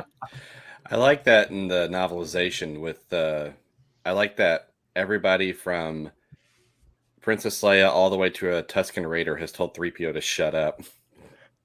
Yeah. So when it comes to the Phantom Menace novelization, okay, Adam, we had just talked about Hook, the novelization by Terry Brooks. And from what we heard, he had such a miserable time doing that novelization. Like George Lucas called him up, was like, please do this book for us. And so that's probably why he delivered just kind of like a mediocre book, because he had such a miserable time with Hook, which even in the introduction of the Hook novelization, he's like, I tried. Yeah. So, yeah. Oh, wow. I did not know that. Yeah. So apparently they kept making changes to the film, and he had to keep like rewriting, and he's just kind of getting tired, like, done with it. So that might be the reason why, because I think those are the only 2 novelizations he's ever done. It's probably Julia Roberts again. Yeah. Just screwing up the book like she did the movie. Yeah. Wow. We complained about Julia Roberts in that episode quite a bit. Oh, yeah. Of course. Yeah, I got lots of theories about what happened with that movie. Did you fly? Did you fight? Did you do that? Please tell me someone did the Rufio. Oh, I don't think we did. Kyle, did you have the Rufio haircut back in high school? No. No. Back in high school, I had a 14-inch jet black mohawk and close. Close, wow. Yeah. Close. All you had to do was dip it red. No red, jet black. And then before that, I had death metal hair, like down to my ass. Excuse my language. I'm sorry. Not cursing. There you go. Really? Are you being serious? Oh yeah. Yeah, I would still have it if it wasn't a safety concern with what I do for a living. Yeah, I play in a death metal band now. Oh, I knew that, but I didn't know you had the hair, that long hair. Yeah. Wow. Oh yeah. Yeah, like I never got down to the knees, but I tried. Wow. Wow. Yeah, it was I never ridiculous. knew that, Rapunzel.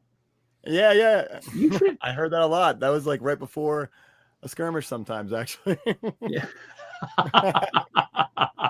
Not to be too candid here, but That's awesome. That is awesome. Yeah. Yeah. I remember the first fight I got into. I want to say I got into. It wasn't one of my brothers. We were on a camping trip. I was 12 maybe, and there was everyone can relate to this. There was the big tough older brother that you didn't want to mess with, and then his annoying weasel-like little brother. But you couldn't mess with him, or the big brother would get you. And the weasel one was just such a jerk, and he'd do jerk things. And during our camping trip, he took some chip and dip, and he'd dip it in, and he'd open up the tent, he'd throw the chip and dip in the tent like a kid. What hit me in the head, and I got chip and dip in my hair. You don't mess with the dude, man. So I got out and I chased the little rogue rat all the way into his tent. Of course, his big brother came and said, "You got a problem?" I said, "Yeah, he threw chip and dip in my hair." He's like, I think I did that. I said, you think you did that? So you're telling me you threw chip and dip in my hair, even though he's the one running away. He went, yeah, what if I did it? What you going to do about it? Because he was older. And I was like, and everyone's in the tent going, ooh, because they're peeking out. Well, of course, now I'm looking like a wuss if I don't do this. I was like, what am I going to do about it? I said, so tell me to my face that you threw the chip and dip in my hair. He goes, yeah, I did. Now what? And I went, all right. And I reared back and I socked him square in the mouth. And he beat the crap out of me.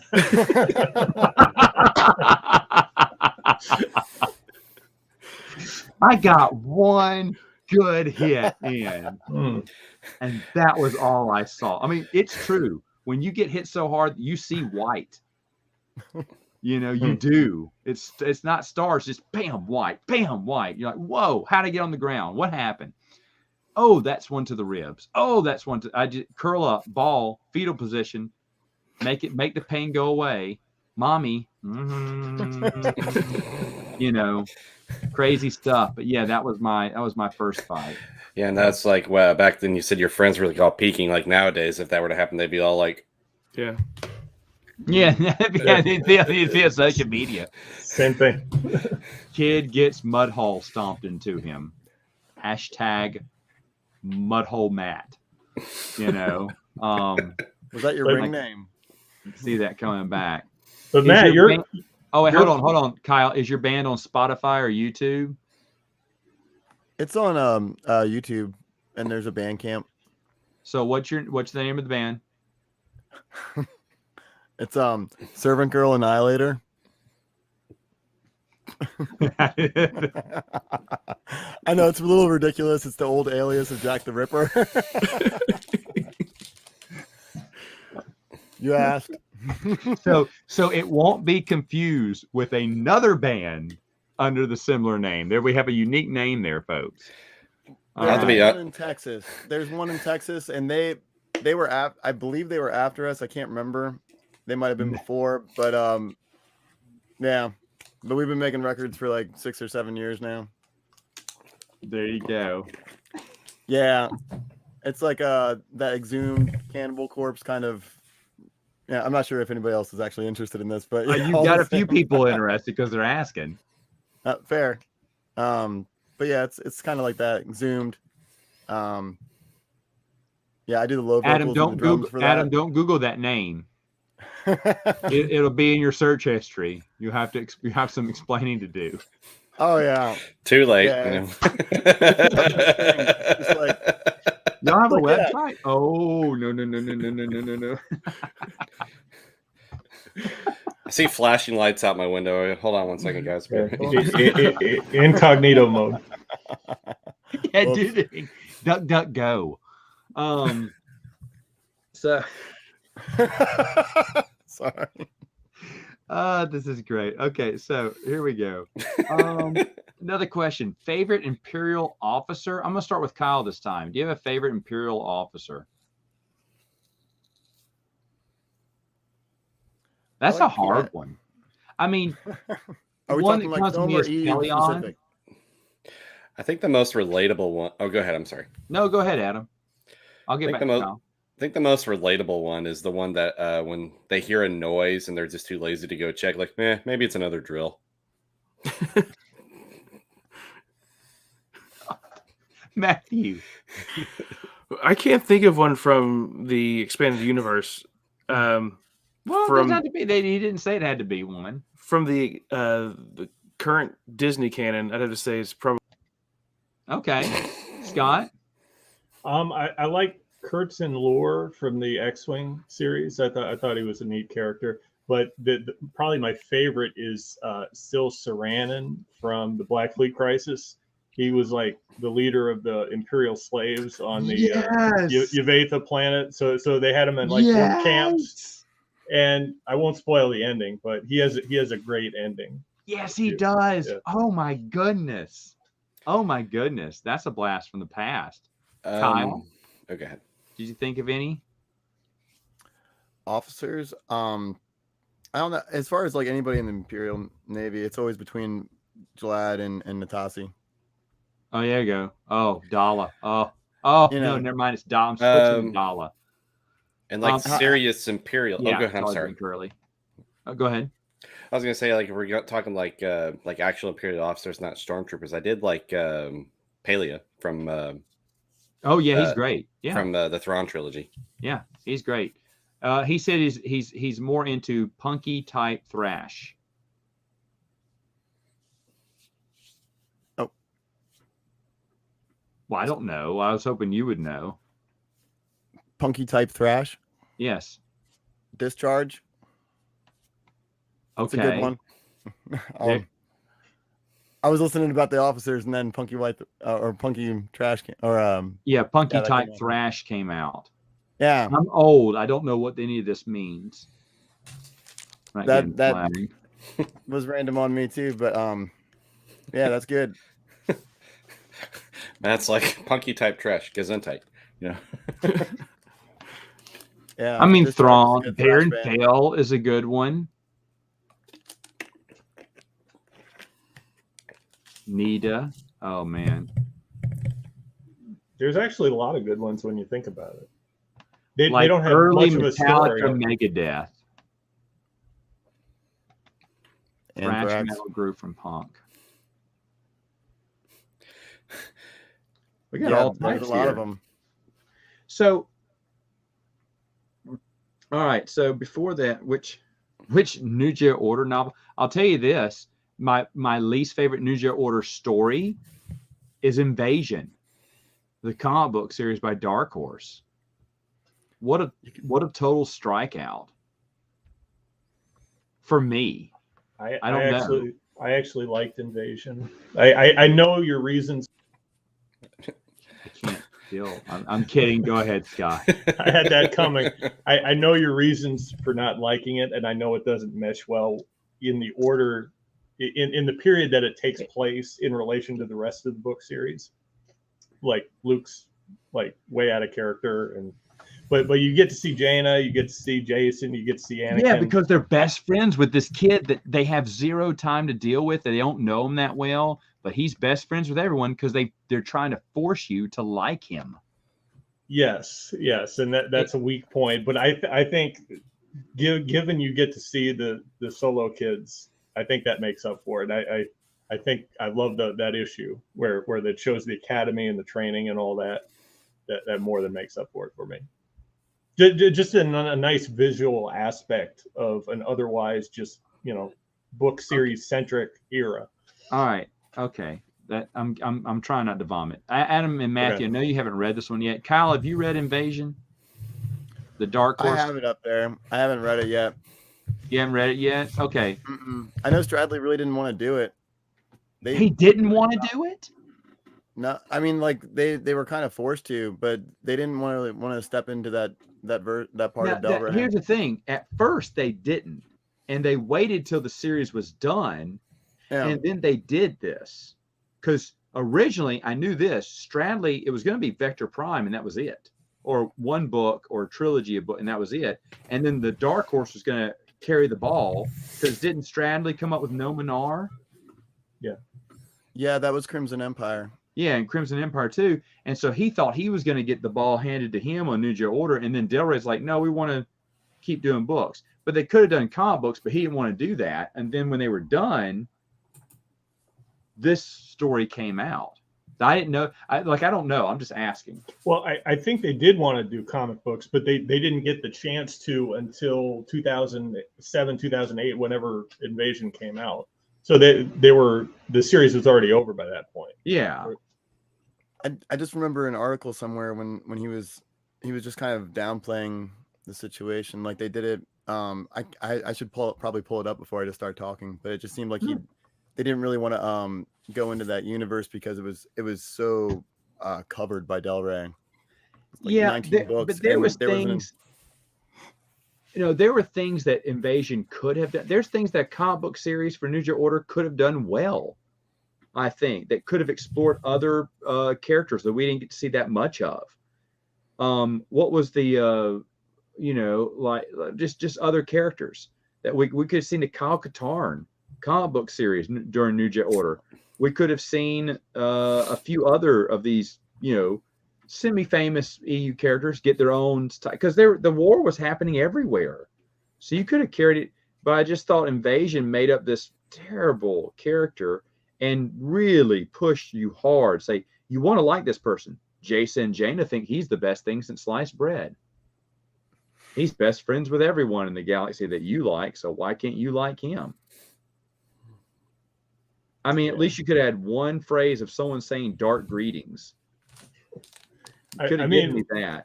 Randy Stradley tends to have like pet characters. He did the same in what is it? Was it Dark Times with Das Junior? It was like you wanted all the readers to like Das Junior. Yeah, the coolest thing in the world. Well, he did the same he had a hit with Crimson Empire Kirkanos, but then he tried to push him.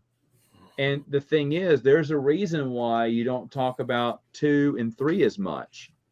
They just the whole series takes a step down in 2 and then free falls in 3. Right, it's it doesn't go the way you would think it would go, because there's this showdown. You think that Kirkanos is going to face off with Luke Skywalker for killing the Emperor, but that never happens. It's like it's hinted at in so many different parts, and it just falls flat on its face because it doesn't go there. But I think some of that has to do with how far Crimson Empire 3 got delayed 10 years and ultimately came out when it did. That's true too. But Kinnick's Kill got his own little one shot, and you're like, I don't care. I don't care. But you want to love his characters above everyone. But I think if he would have played better to that, unless I'm mistaken, I think Delroy would have been fine with him coming in, but he wanted to go in his own way, go in his own era. And I thought that was, even though they did some good stuff, I'm not saying everything decision was bad, but I think they could have made more money by doing things the right way and working in tangent with the books more often. Yeah. It could have been different. I think like instead of doing Invasion with the character arc of Finn, they should have just did like a Tales from the New Jedi Order, but in comic book form that just touches on these one-off Jedi, where they are in the war, that sort of thing. I think there's a lot that could be added if they did it that way. I am losing a lot of questions here for you, Kyle, about Punk. I mean, not Punk, but your music suggestions. Blue Pig, I'm sorry. I've seen you've been making these comments. I wasn't making. I'm trying to catch up. I'm sorry. I don't know. I've lost a few. I've lost the favorite Marvel comic book series, not Star Wars. The only one I ever collected, I think, was Spider-Man for a short time. Adam? Spider-Man. I also like some of the Daredevil stuff. I do love reading Daredevil stories. Oh, okay. There we go. Kyle? Sorry, I was distracted from work for a split moment. Can you repeat that? Fine. No, it was a Marvel series that isn't Star Wars. I read Captain America for a while. Okay. Nice. I read that for a little bit. I have like a crazy amount of Marvel stuff. Don't read it. Collector stuff. I watched. I entertained like all of the universe that they did with the MCU. Never really read Marvel. I like DC. Matthew, I'm more of a DC guy too. Well, there was a couple of years back where I started getting a bunch of comics, and the Marvel was doing like Secret Wars again, like Secret Wars 2 or something. So it was like that whole run. I got like everything. That was like the first real like exposure to the comics that I had, and I wasn't impressed with any of it. So I just kind of got away from comic books. Yeah, I hear you, Scott. I don't read Marvel comics outside of Star Wars. The only other comics outside of Star Wars I have at all are a few X-Men comics, but I think that's DC, or maybe it is Marvel. No, X-Men is Marvel. Yeah, maybe it is Marvel. And the other thing is the Boom Comics, the Power Rangers series. Nice. That's hilarious. You like? Oh, by the well, that's not one. I am reading some comic books again. I'm reading Injustice. Oh, nice. They had DC. That's really good. Yeah, they have a new animated movie of it now. Oh wow, yeah, it's interesting. You like Joe's story? Joe's got a new story coming out soon. Soon. Stay tuned. The fingers are crossed. You know what Marvel story I do want to read though, just because I heard that they cast him in the MCU, or in one of the Sony spin-off Spider-Man films, but it's Kraven the Hunter, and I want to read that comic, Kraven's Last Hunt, because I heard it gets pretty dark. I don't know if you've read it, Matt, but which one? Kraven's Last Hunt. No, I haven't read that one. The Spider-Man that I have is when he and Mary Jane got married, that issue. I have the first Carnage run. Oh, yeah, nice. I have the first time Green Goblin died. Just pinnacle issues I used to collect here and there back when they were coming out. I had a friend of mine give me the first original print of the first appearance of the Sinister Six, so I kind of want to pull that out of the box someday and read it because I wonder how much that is online now. Let me ask if Scott, your thoughts on Lost Tribe of the Sith? It's been a while since I read it. I thought it was great. I wish they would have gone there sooner. I liked how they connected it to Tales of the Jedi, but I thought there could have been more. See, I never read, like you, Matt, I've never played the Knights of the Old Republic video game or any of that era, so I don't know if that connects to any of that. But I think I wish they would have went there earlier, like maybe after New Jedi Order ended, they would have went straight there, rather than the Dark Nest and all that. Yeah, no, I'm rereading it now, so let me give my thoughts on that. I'm rereading it in chronological order, but I'll give my thoughts on that later. I do have a review on it, but I'll give my. It's hard to critique something that was given to us for free. Yeah, and I didn't read the bound version when it came out, like in bookstores. I read it when it was free at Star Wars. I read it when it was free, and then I bought the paperback, but knowing full well what it was. But I'm happy they did it. Kyle, have you read Lost Tribe of the Sith, and do you have thoughts on it? I loved it. What? Yeah, Lost Tribe of the Sith was great. I went through a phase when I wrote out all the notes for it. I like John Jackson Miller a lot, and I thought that he did an amazing job world building with Kesh. And then when the maps eventually came out into that edition, the paperback, that was great too. Seems like he spent a lot of time developing.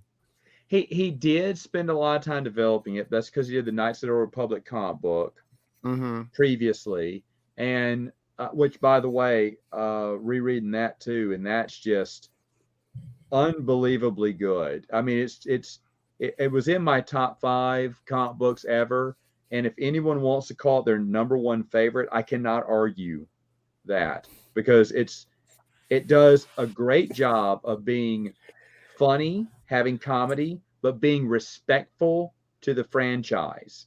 It's not like Star Wars Tales, where it's spoof comedy and really comes across dumb.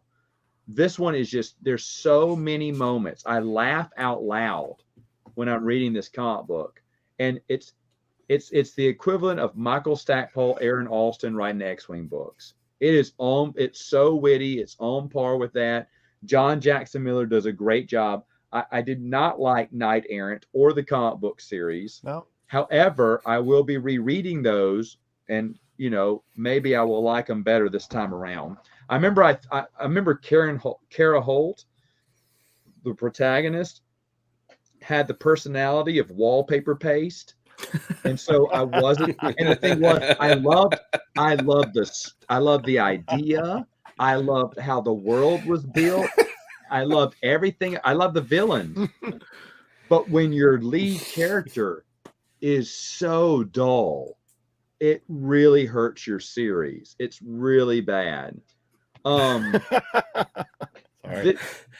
This is a great question here, and of course, my heart says Turin, but I don't know if anyone besides you and me, Ace, know who that is. So I will go with Anakin. But Turnabar. That's funny. Ace? Have you read those? Have you read Book of Lost Tales 1 and 2? Or, I mean, shoot, they just in a way republished those recently. Top 5 KOTOR comic. Oh gosh, issues. I couldn't do that, but I know there's some really fun. I'll tell you a fun moment when he has to do hand-to-hand combat on that planet with the Jedi Knight Master Seer, and he punches him and gets him, gets the one up on him real quick, and then Griff turns to the man in charge and says, because there's all these laws on the rules of the tribe on their planet. He's like, are there any rules about punching a guy and then running away? He said, no. And then the next panel's both of them hightailing it out of there. And it's just so freaking hilarious. And that's just John Jackson Miller combines action with humor, and it's brilliant. In fact, I will say, it's been a while, so if someone has another series you want me to talk about, I'll look into it. But I don't think anyone did that with the comic books. Like got so much humor in there and made it just really, I mean, it really is enjoyable. For 50 issues, there's hardly any dead time. I mean, there's hardly any wasted. Sure, there's that one-off episode where that one-off issue where they just do something. It's a filler episode. But the thing is, though, it doesn't feel like filler. Like when they go on I'm not going to ruin this, but when they go on the ship and everyone's dead except for this one little furball cat alien, that's a really good that's a really good issue. It's just a one-off standalone issue. But like I said, there's just hardly any wasted time, and he had a great story to tell, and he had it thought out from the very beginning, which is really cool, because he'll even this is the coolest thing. He shows flashbacks from different. I wish they would have put down what issue it was in so people could go back and see, oh my gosh, because he was laying down hints. Now, if you've read it before, I saw all the hints, and it's kind of wild that I didn't see that the first time reading it through, but no one knew. But if you go back and read it, it's like all along you had it planned out. So it's just a really, really impressive comic book series there. And I have fallen out from all this stuff. Let me see. They could like the Lost Rider Stiff. They really milked that universe a little bit more content. Knight Errant felt like SG1 with the power of the Manson. The Ghoul Lords. I remember the villains were really good. I'm not looking for. I won't even watch Babylon 5 reboot. Man, I was gonna ask you. I saw a comment there about the X-Wing series. Did you see the new reprint of Rogue Squadron? I've seen the cover. This one? Yeah. Yeah, I like the cover. I just don't like that they now call it the Rogue Squadron series. Well, they're doing that just to kind of get you because they're going to be that TV show is going to come in. That's what I figured. I just like. It's funny. The Rogue Squadron series, book 1, Rogue Squadron. Oh, okay.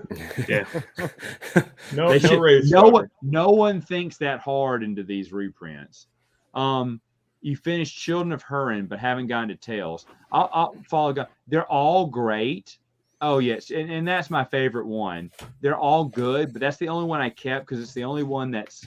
The rest of them are just rehashes of something called Book of Lost Tales 1 and 2, which is great, but not in print. So, but that whole series is really good. My dad bought it as a 3-in-1 book set, and he really liked it. And yeah, I'd suggest people get that one. He cuts out a lot of the stuff from Books of Lost Tales 1 and 2 and gives you a complete overall story of it.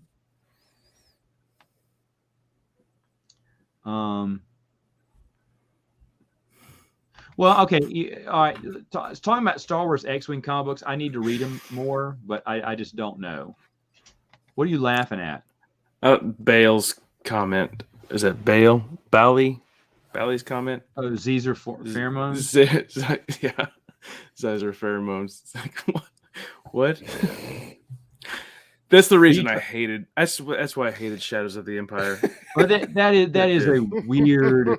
I remember reading that, and we'd never read anything like that before. I was like, First Legends so book I've cringy. ever read. First Legends book. Did you feel like you needed a shower after hearing about his his manhood and his see-through robe? Well, I was sitting and giving out that panther musk from what's Will Ferrell's movie? Where's that from? Anchorman. That what was it called? Panther musk or whatever. I mean, just Sex Panther. Sex Panther. Well, I remember from his skin. I was sitting like on the couch next to my wife reading it. When it got to one of those parts, I was just like, make sure no one's watching. Oh, geez, don't ever read Heretics of Dune. There's one chapter in there that you'll have to go, am I reading Penthouse Letters or am I reading science fiction? I don't really know what this is right now. The answer is yes. The answer is yes on both. I'm reading both. But no, I remember reading that and going, I don't know. No, Daddy, I don't want this. And I think the reason it went because they wanted Steve Perry to do something and they wanted to promote it, but they didn't want to tell him no. Sure, put your little creepy little sex scene in there. I mean, how can a human relate to that? When I fart, am I pretending that's my pheromones going out there? Is it that sexy? I don't know. I was about to say, you like that? It's time. It's just like join me in a bath, My little girl tooted. I was like, Piper, did you toot? She went, no, it came out of my booty. Because Daddy makes fart noises out of his mouth, but her fart noise came out. Her toot noise came out of her booty. So it wasn't. She didn't make the noise. Her booty did. Okay. I was like, fair enough. Fair enough. Oh yeah, well, Cody, you missed it earlier. Ryan and I were on here earlier talking about it. I'm probably gonna do a Prince of the Universe episode on it, but I'm gonna wait a couple of weeks, so because we're going to do spoilers. So, but I'll do one. I'll do a podcast on it because I know I think Bruce is going to see it if he hasn't, and I know Dwayne has probably already seen it by then, so I'll probably do one. You didn't like how Dash Rendar's one failure wasn't even a failure. What was his one failure? I can't remember. I mean, but it would spoil the ending, so I'm not going to say. Oh, well, I don't think that's where we. I don't care where we think he's dead. Yeah, there was no one who thought Dash Rendar died. No one, unless you see the body in Star Wars, he didn't die. And as what was it called? Evolution? Was it Shazam Empire Evolution? Yeah, we know he's alive. It's either body or severed hand, And then they never did anything with Dash Rendar up until Shadow Games, which is so stupid because you make the character survive, you go out of your way to have them survive, and then you just drop them, you never use them again. Let me ask this question. Would you count Dark Rendezvous as a Count Dooku novel? I was just thinking that. I'm like, isn't he? Yeah. Or isn't that a Yoda book? Or... I mean, and even if you don't, would you? What is it called? Jude Watson's hardback. Legacy of the Jedi. Her little. Where she showed a little bit of. I would have loved. Here's what I would have loved to have seen.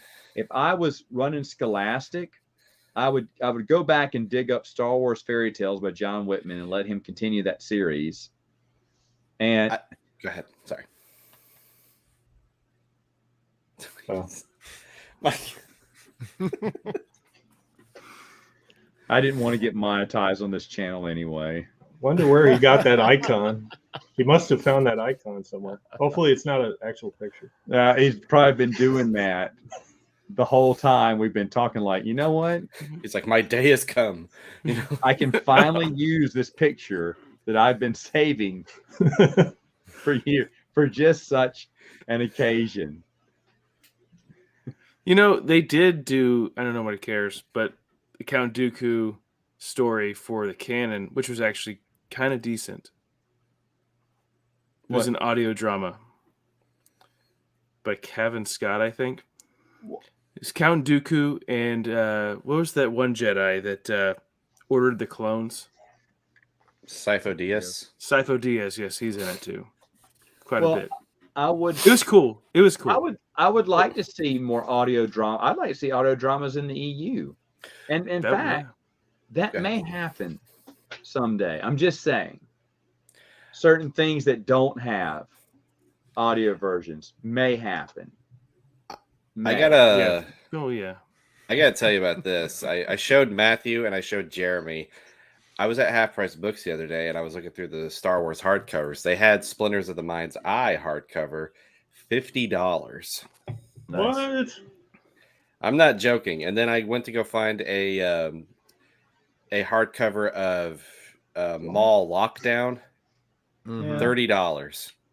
That's cheap. And I'm like, right now.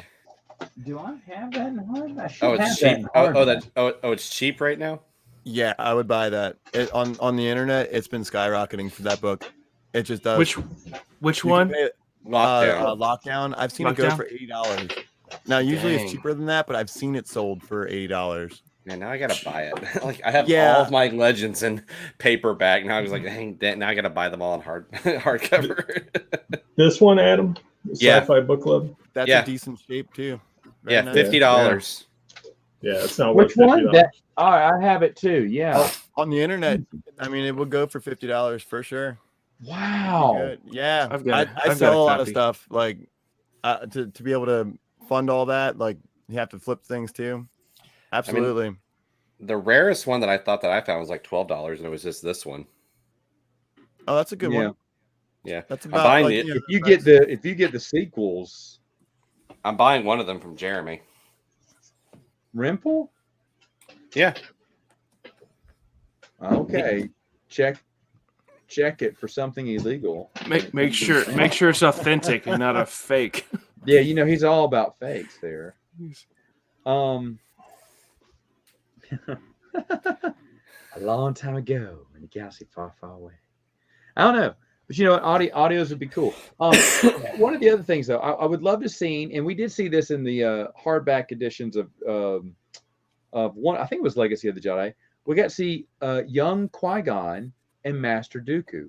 And I'll be honest, I could see a whole 15, 17, 20 book series on Dooku and Qui-Gon and Qui-Gon's training. I would love to see that. And do another series. I would have her, after she's done with that, she'd go even further back to a Yoda Dooku series. Mm-hmm. Yep. I mean, you see the pride in Dooku and how Qui-Gon is a little bit wiser in some ways than Dooku, but maybe Dooku can learn some things, teach some things to Qui-Gon too, and then vice versa. Yoda's teaching things to Dooku, but he's very proud of him, but in reality, Dooku isn't learning the lesson as Yoda thinks he is. So you could do some stuff there too, and I just thought that was I'd like to have seen more of that, to be honest. Someone asked a question earlier, and I'm sorry, I can't remember, it was so long ago, but someone asked about Ahsoka. Would she work in the EU if she wasn't Anakin's Padawan? Like, if she was, I think you said Plo Koon's Padawan or something like that. Here's the deal. I still hate the piss out of her. So, no. I think she's one of the most annoying people in the expanded universe by far. I never liked her. There's never been a shot that I liked her. I mean, when they just completely ripped off the Melinda Dan story in Clone Wars, with Obi-Wan in the book, it was Obi-Wan and Qui-Gon, and this one it was Snips and Sky Guy, who had their little hissy fit, and she kind of ran off with the boy on the planet that was in the Civil War. And I was like, can Filoni get one original idea without stealing it from the EU? Could they not have how did they think that it was cool for Anakin to have a Padawan. Like, you have this whole story where there's not anything ever mentioned that it was a thing. I can't show that for too long. What No, are you doing to me? It's covered. It's censored. It's just. I wonder who that is behind her. That's Chewie. Chewbacca. Oh, it's Chewie. Okay. I don't need to see this. I've heard of fur coats, but that's ridiculous. Melinda Don or whatever was from the Jedi Apprentice series.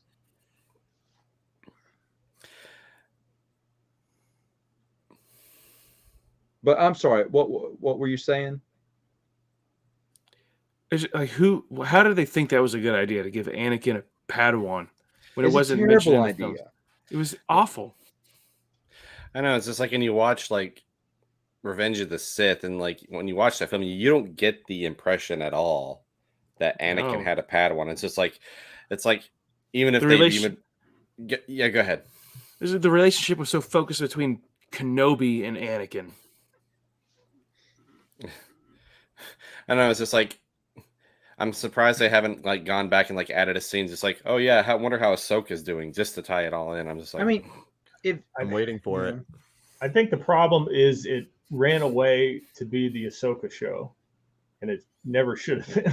Well, we talk about Randy Stradley forcefully wanting you to love this character. Yeah, That's the same thing with Dave Filoni. Exactly. Yeah. Exactly. And that's the weak point. She could fit insofar as she's not Anakin's Padawan, and she's featured like once or twice, but this continuing arc is just, I don't know, that's what broke the camel's back. I talk about hating Ahsoka and people start tuning out, but I know Ahsoka is a lovable, a well-loved character in the expanded universe, but I don't like her. My review of the Ahsoka novel is the most thumbs down video on my channel. Yeah, because I gave it like an F, so people didn't like that. But she's just such a terrible character. There's no purpose to her. She is detrimental to the story. It just shoves a wedge. We don't get to see Obi-Wan. I've talked about this several times, but she's just not good for the overall story plot. She doesn't advance anything. Oh, now Anakin knows how frustrating having an apprentice can be. No. It's about him forging that relationship with Obi-Wan right now. That's what they're focusing on, so they can be brothers. And so it's more tragic when he turns to the dark side in episode 3. It should complement the movies. I think it was just disrespectful what he did. To be honest, if you want me to be fair, I think it's disrespectful. I wish Luke was back on here in Scoundrels Cantina to kind of defend it. I don't know if he was a Ahsoka fan, but they really liked the Clone Wars show. And that's fine. Don't want to ruin it for anyone, because to be honest, he's in the majority. He's in the majority of loving Ahsoka and everyone. Go ahead. But you think of certain authors who kind of, ham-fisted approach to making you like their character. I'm going to be very controversial to people who don't already know me and say Stackpole and Corran Horn. Yeah, I was just going to say that. Oh, you were? Oh, yeah. Shut up. Well, you do it. Let them hate on you. There was one moment from the Clone Wars show with Ahsoka that I did actually like. Is like they were escaping from Order 66, and she freed Darth Maul, and she had 2 lightsabers, and Darth Maul was like, "You're not even going to give me one to help out." He's like, "I'm not rooting for you." Yeah. Maul should have been dead the entire time. Yeah, I agree with that too. He's been chopped in half and like electrocuted, For his voice to be that deep when he's cut from the waist down, he has to be on testosterone pills, right? He needs to get some of them Caesar pheromones. It probably had him, yeah. Just injects him right in his neck. You get more testosterone when you're working out with Prince Caesar, because he's sweating, and that's testosterone. Testes, the testes are going out there. Kyle, what were you gonna say? You totally took me off track for a split second. I'm so sorry. I derailed the conversation there. There was an article that came out shortly after TPM, right? And Lucas I wish I had it in front of me, but he says like he got cut in half. We showed him falling down the hole. It's over. There's no way he's coming back. So that way there was no expectation and fan theories for the next two. Someone showed me that interview because I said, I swear I saw it, but I can't find it anywhere. And someone pointed out which article it was in where Lucas said, no, we chopped him half on purpose because I don't want him coming back. And 10 Lucas years later, he's back. Yeah. Lucas has no writing credits, to my knowledge, whatsoever for TCW. He did at well. all. They will say no. He doesn't have. It's based off of his works. It's of created course, by but he has no direct writing credits. So and I do work with Joe, and like I'm all about the one canon thing. I can accept things now. I'm not angry anymore, but it's separate. TCW is. Oh, that's not. Separate. See, I wasn't going to reveal that to people who you knew, but yeah. I thought that was already. Did we establish that? I think so. Okay. Well, the thing is, though, yeah. So now we've made it a little bit of mystery right here. You're not part of Joe's one Sith. I am. That's how I'm not angry anymore. It fixed me. That you're accepting both new and old as mixed. I can accept the splendid app theory. Don't, you all know what I'm talking about. Don't fall privy to his lies. No, but it's how I'm not angry as a person anymore. I know that this sounds so silly. Here's why I hate. This is why I hate talking to Joe, because he uses logic from the expanded universe. He goes, because I know about Splendid. I know about the Marvel issue with Lando going to the alternate universe. And then he'll say, well, what about Other Space from West End Games? Because he knows that's one of my favorites too. And it's so annoying. It's so annoying to talk to him because he has you right there. If you believe in those three things, because you uphold them, and especially Other Space for me, because I think it's an awesome idea. And I wouldn't mind if those aliens ripped into the new canon and just totally obliterated everything. That'd be great. I'd read that. But the sad thing is, I don't want to mix it. He-Man did not play with G.I. Joe. He just doesn't, because G.I. Joe are this big inches, He-Man's this big. You can't play together. He-Man can't fight Cobra. G.I. Joe can't take down Skeletor. Those are jobs for their own in-universe characters. Same thing with Lion-O and Mum-Ra. They got to fight. They got to fight. All right, but anyway, Scott, what were you going to say? I forget. It was something off the Splendid app thing. What I think, and I understand what Joe's rationale, and he's extremely smart, so he has an answer for any challenge you throw He's at okay. But but I think what they should have done from the beginning, and this would have been more of a compromise, I think, to the new fans and the old fans, is they should have split it. They should have branched off the continuity after, say, New Jedi Order. So you have a common, set of books and comics and games all the way up to the end of the New Jedi Order, and then it splits off. You could have one where Chewie comes back, and he's in the movie, whatever, and then you have the other branch that is Dark Nest, Legacy of the Force, Fate of the Jedi. And Scott, I don't know what the word is, but the silver-tongued gorilla that Joe is, he's such a lovable guy, and he laughs just as much as he talks because he's so friendly that you just want to go ahead and agree with him, but don't. You need to hold. It's called morals, is what it is. Yeah. Also, Kyle, I don't know if you've talked to Rich Hanley, but he's the same annoying exact way. I love Rich to death, and I have to tell him no, stop. I don't want, because he'll do that with Star Trek, because he's a big Star Trek fan, and he's trying to get me. Well, he was trying to get me to get back into Discovery. I was like, no. It's garbage, Rich.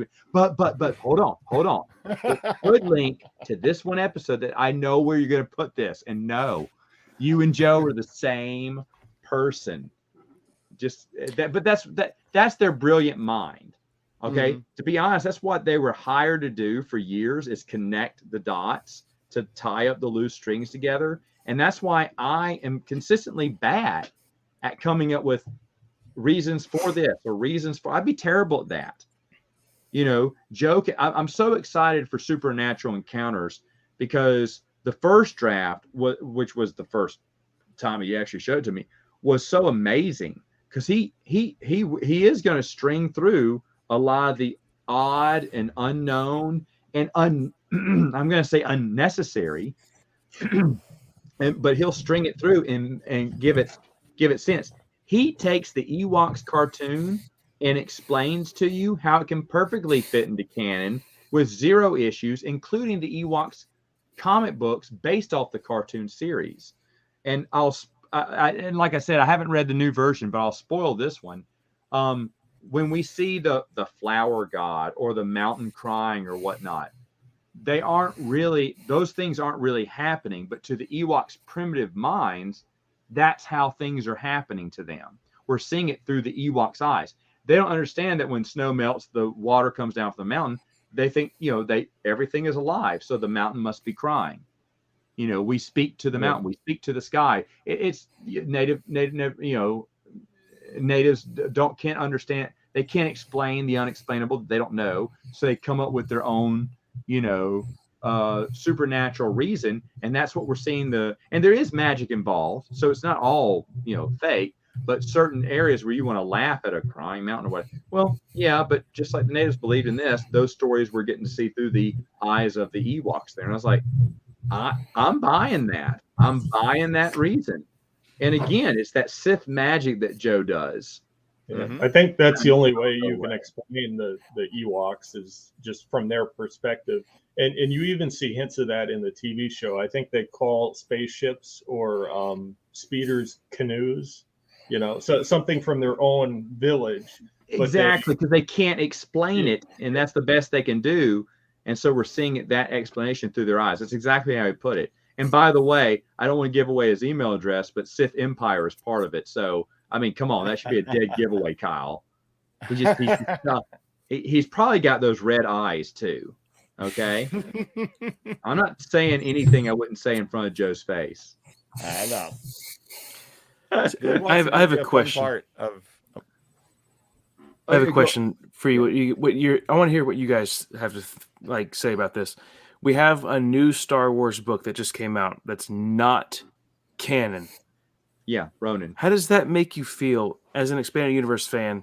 We're sorry, we can't continue the expanded universe because that will confuse people. So let's make a new book that's not anything, but it's its own story. On top of that, when they asked, is this Legends, Lucasfilm the story group responded emphatically that it was not connected to Legends. Not at all. No. People, now, I don't know why they think that it is, but it's not. But as an expanded universe fan wanting it to continue, and they say no because it's going to be confusing, and then they just release, here's something that's not even canon, not expanded universe, it's its own thing. Doesn't that bother? Scott and Chris and I and someone else, I can't remember, was Brian on that? Borg? I can't remember, but we discussed that when the news broke. I think Brian was the old trader said, I'm buying it. No, I pre-ordered it. In my defense, I pre-ordered it because I needed something to get free shipping for my 5th copy of Heart of the Jedi. So. Is this the same reason that Matthew keeps getting copies of Crystal Star to get that free shipping? Oh, yeah, he punted one to my house and hit me in the I face. sent that last one to Adam, so you can check out his collection video for that. And Kyle, I don't know if you've spoken to Joe on this subject. What's have that? you? The whole thing about Star Wars Ronin coming out, but them emphatically saying it's not Legends, and they're not printing out new Legends, but they're printing out Elseworld stories, even though they already previously said we're not going to do that because that would confuse fans.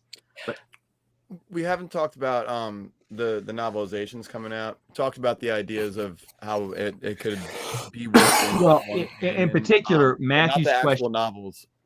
In particular, Matthew's question was about Star Wars Ronin, and I did after we had a talk. I talked to Joe about it.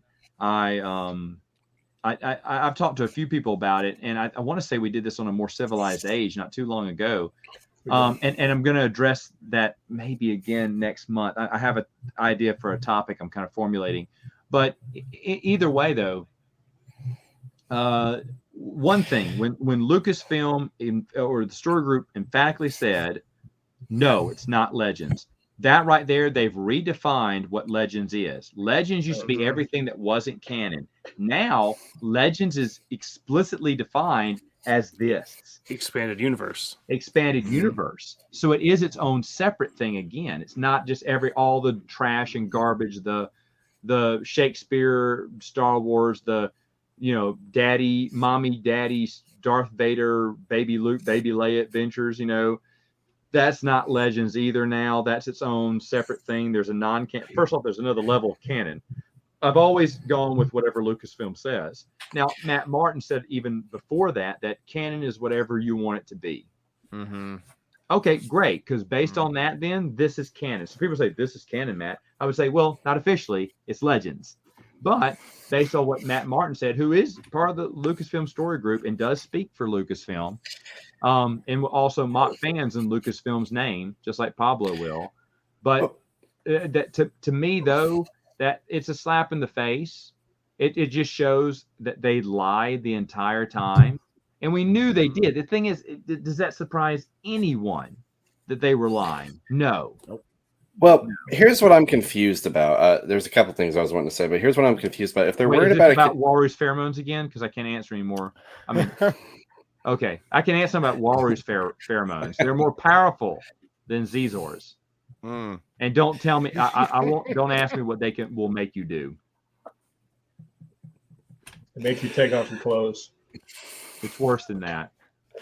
Well, what I was kind of confused about is just like if they're saying that Ronin is not, canon or Legends, and they're like, because they're worried it was going to confuse people, then what's the point of this? The Legends banner, there's none. It's just like they put the Legends banner on there to specifically differentiate this from canon, and then recently, after Ronin came out, I saw this article. It came out around October 2nd. It says Lucasfilm wants to create more Legends content. You guys hear about that? No. When was this? October 2nd, 2021. Who released that? Hold on. Do they know the definition of Legends too? There's an article from Daily Advent. Okay, what did it say? Here, I'll just bring up the article. I know I have not heard it. Let me just bring up the content. While you're bringing it up, what do you think about the hot take there, Matthew? It's disgusting. Block that person.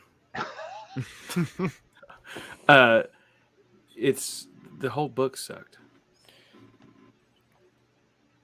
I like it. You should be hating it. You should be hating it from page one. Did you hear Kyle? Kyle, say it again to the mic. I'm going to pretend I didn't. I liked it. Wow. I liked it. It's a young reader's novel. It's just not an adult novel. That's Scott, what were you going to say? I'm actually reading Crystal Star now. I'm almost all the way through it. And, man, it's a lot weirder than I thought, man. Hefriar is such a creep, man. And I have a question. Waru is not the only weird part about it. It's just Hefriar is a really creepy guy. Kidnapping kids. I have a question for the Supreme Overlord Shamira. Okay, the hot take. Finally reading it. Are you sure you're reading the Crystal Star and not Witchfire? I think there's just a handful of people that understand that. That is hilarious. That was the perfect misprint for the perfect book for the misprint. So, Scott, have you read Ronin? Because I know Geeks Addict did one review on it. Unfortunately, I canceled my pre-order. It's a wise choice. Yeah, I'm not going to get it. On the advice of Matthew. Yeah. Yes, it was written by Vonda M. McIntyre and Anne Crispin were brought over from Star Trek because they were very popular in Star Trek. Brought over and asked to write Star Wars novels. What I've heard from authors is all the authors reached out to him and said, hey, if you need anything, let us know. If you want to have some tips, welcome to the Star Wars, family or whatnot. A.C. Crispin talked to these authors, wanted ideas. She wanted her book to feel like Star Wars, and she was under a lot of pressure to make the fans really. She wanted the fans to really enjoy it. She listened to the other authors, and she came out with what a lot of people are saying is one of the, not just the best Han Solo books, but some of the best books of all time. There's a ton of people who are going to put that Han Solo trilogy in their top 10 easily. Top five even. Yes, and for good reason. It's fantastic. Vonda M. McIntyre, again, allegedly, according to the thing, she did not respond back to those authors or said, no, I've got this, because she was so confident in her ability from writing Star Trek novels.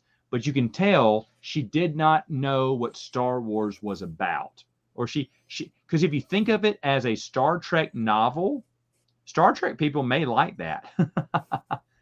And the thing is, I can't wait to reread it because I want to give it a second look. And I'm afraid, Geeks Addict, I'm afraid because I have made so much fun of it. I know. I'll read it again. I need to read it again. When I get back to it, I'm going to reread it and I'll do a proper review. Apparently, I did do a review of the Crystal Star, and I completely forgot that I did.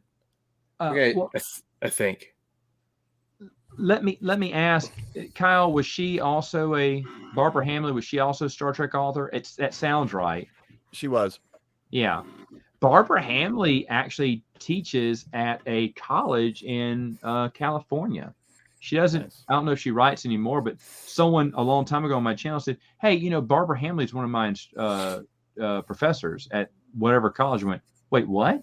He said, yeah, I'm taking one of her classes right now. I said, Barbara, like author Barbara. He said, yeah. I said, did you get your books autographed? He went, no, I need to go buy them. I was like, can I just send you mine to autograph? I was like, oh my gosh.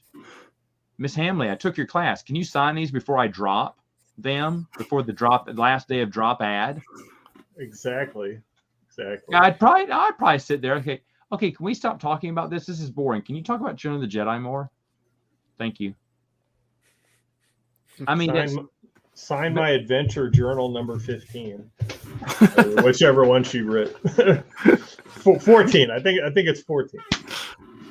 That's exactly what Zizor told Leia. Sign my adventure journal.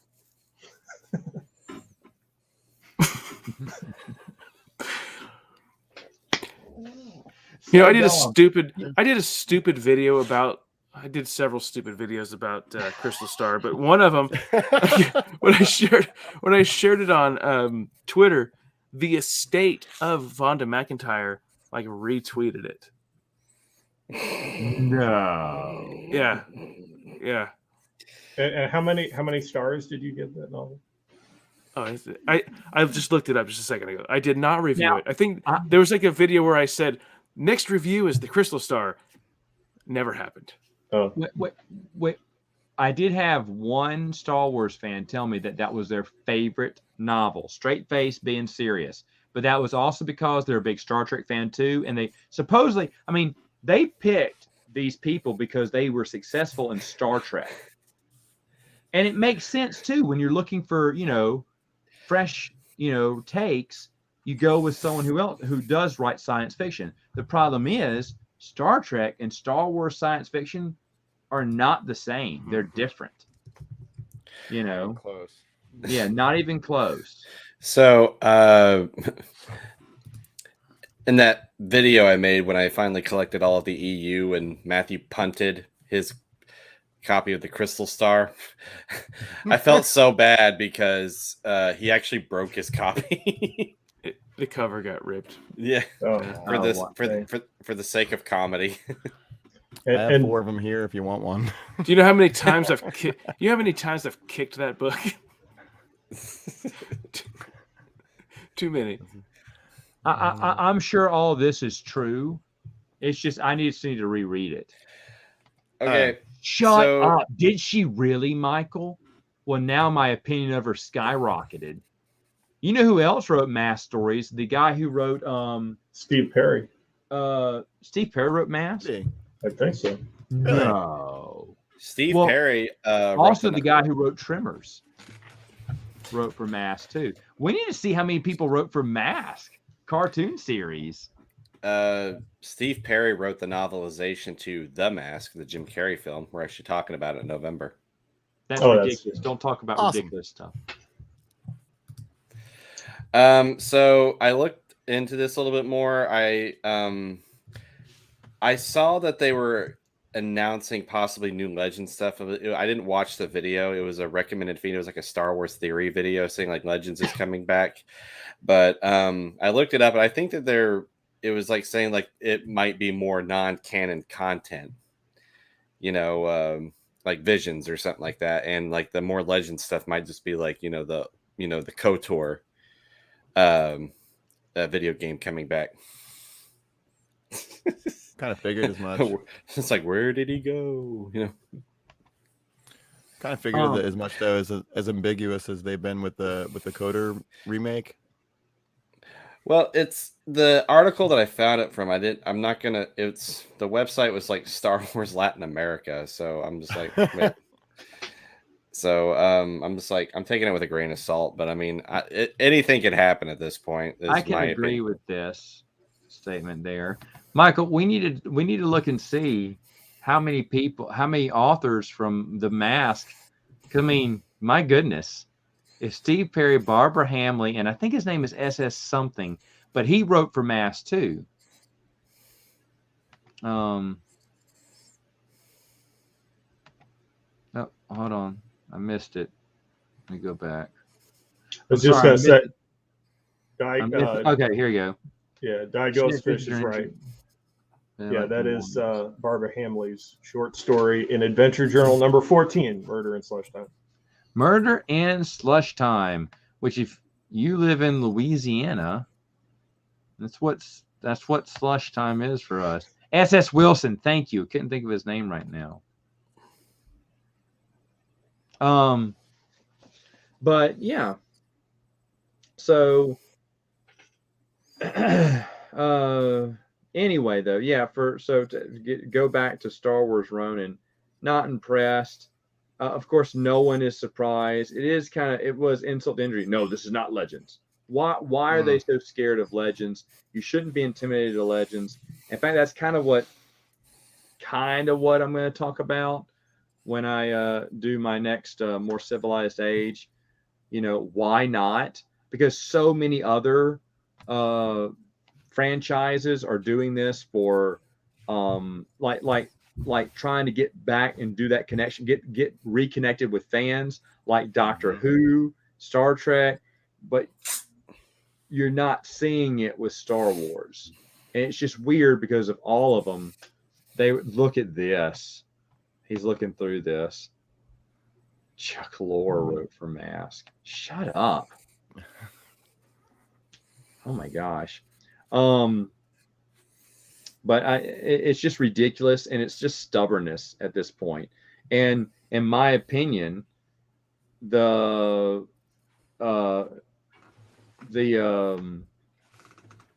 gonna bring this next question here. Easily distracted there. No, I don't want to watch the new ones. My wife watched the reboot one. She loved it. She wants to watch this one. I will not watch it with her, and she wants to watch it with someone. So. Maybe when her sister comes over. I'm not interested in new Halloween movies. Anyone here? I'll read the novelization.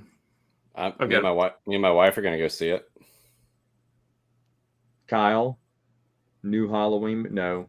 Scott, no. I was good. I don't watch movies or watch TV anymore. It's just I don't like the way the culture is going. Yeah. In all fairness, though, I think the franchise kind of hit an all-time low after Busta Rhymes, like Kung Fu Michael Myers, Did that happen? Yeah, like in one of the films. Resurrection.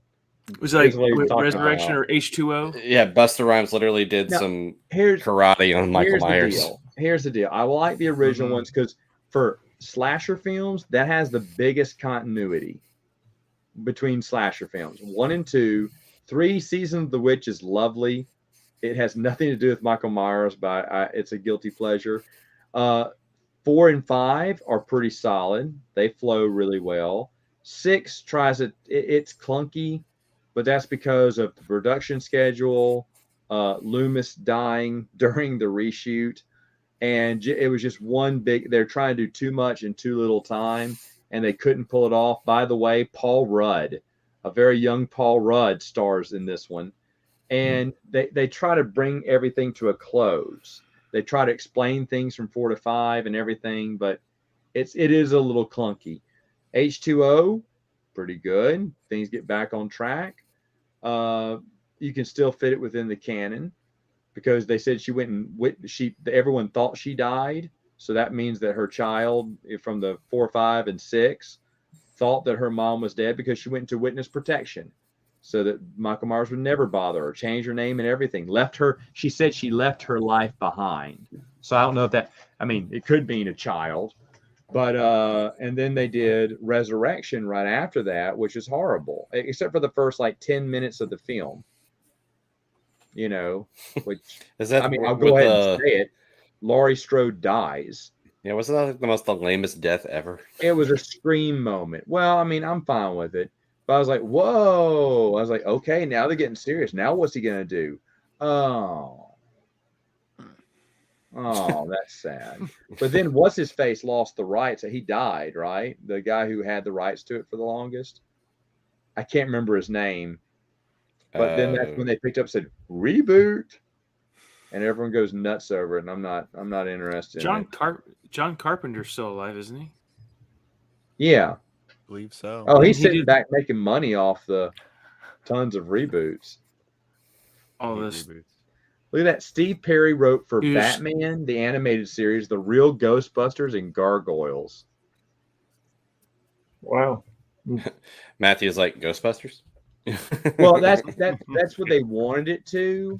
That's what they wanted it to. But because of that one statement about witness protection program, and she left her life behind, a lot of people online were saying, well, it doesn't erase 4, 5, and 6 because the girl thinks her mom died in a car wreck. But Laurie Strode says that I believe they faked her death, and then she went into witness protection, just reinvented her life. So they kind of address it in a way, in a one-off way. But it's meant to be where you don't have to watch 4, 5, and 6. You can just watch 1 and then go to H2O if you wanted to. 1 and 2. But if you were watching it all, it's such a 90s movie name. H2O. What? H2O. Halloween. Oh, well, that's H2O. because Scream had come out and had repopularized horror movies. And they said, hey, we got to bring back, Halloween again. We got to get Jamie Lee Curtis back. You'd rather have it retconned than her abandon her child. Yeah, but in a way, you could think of it. And that's the big problem there is why would she abandon her kid, right? Never go back and pick it up. She had a new son, which by the way happened right after her new life. If you look at it from a year, a timeline standpoint, but maybe she, you give the kid up for. You've seen the story where they give the kid up for adoption to have a better life.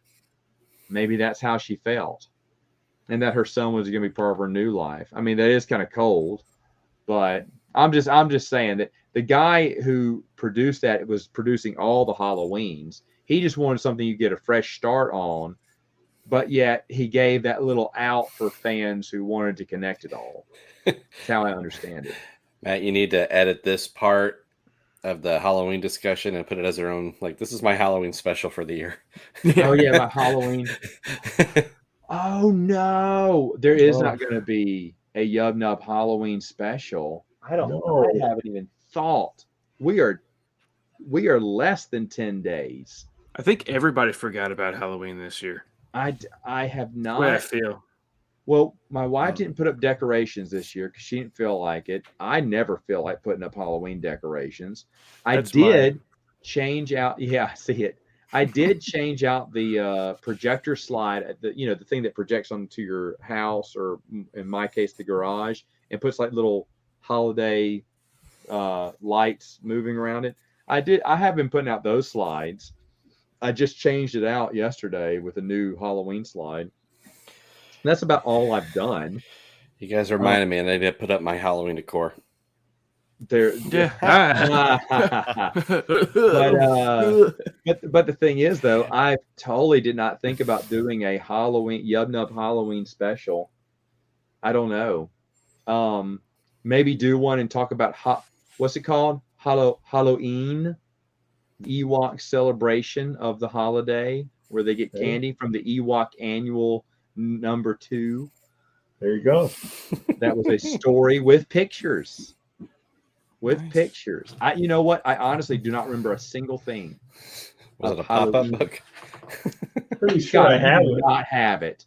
Yeah, do not have it. It's in that big omnibus one. Both annuals are in there. If I can find No. Is it?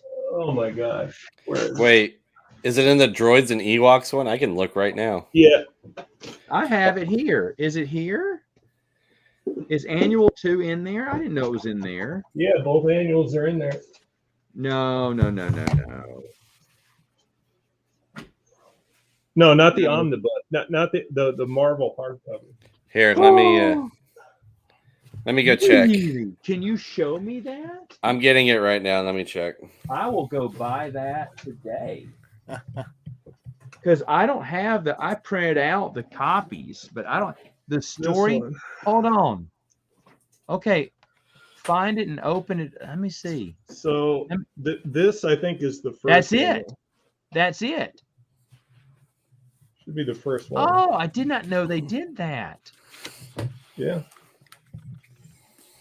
Ben, why didn't you tell me? There you go. That's why it's worth picking up. Hold on. Does it show the stories? You know, the thing. No, remember it's written in prose with pictures here and there. It wasn't technically a comic book. It was just like a little short story with pictures. Because that's where it came from. And then they had Kanisha and the Ice something, the Ice Princess or something. No, I maybe it doesn't have the prose. Okay, hold on. Kyle, you know what I'm talking. Kyle, you know what I'm talking about, right? The annual? Yeah, the short stories from the annual. Oh, here it is. I found it. Is this it? That's it, but I'm talking about the short stories that came from it. Here it is. I found it. Yeah, it's in the back. Oh, yeah. Hold on. Look at that. It was Chief Chirpa kidnapped. Yeah. Halloween. Oh, man. See, there. I was like, I don't see it in mine. Like, oh, here it is. Do I have that, though? I surely printed that out. Well, Jeremy, if you're watching, kudos. You got a good find here. Worth getting. How much? I'm kind of curious. How much did you pay for yours? $20, I think.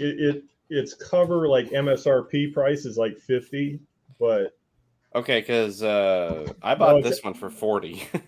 it actually says $75 on here on the barcode. Oh my gosh! Jeez. But you can get it for $20, or at least a couple of years ago you could get it for $20. Like eBay or something? Because they overprinted it. Mine has a remainder mark on it, but I don't care. It's brand new. So, what's it called again? So it's the Marvel. It has the Legends banner on it. Yeah, that's fine. Ewoks and Droids, and it's a hardcover. Still get it for pretty cheap. Yeah, I got it for Jeremy sent me money, but I paid like $40 for it. That copy that you guys, Scott, you just showed, I see on Amazon, or not Amazon, eBay for $34. Yeah.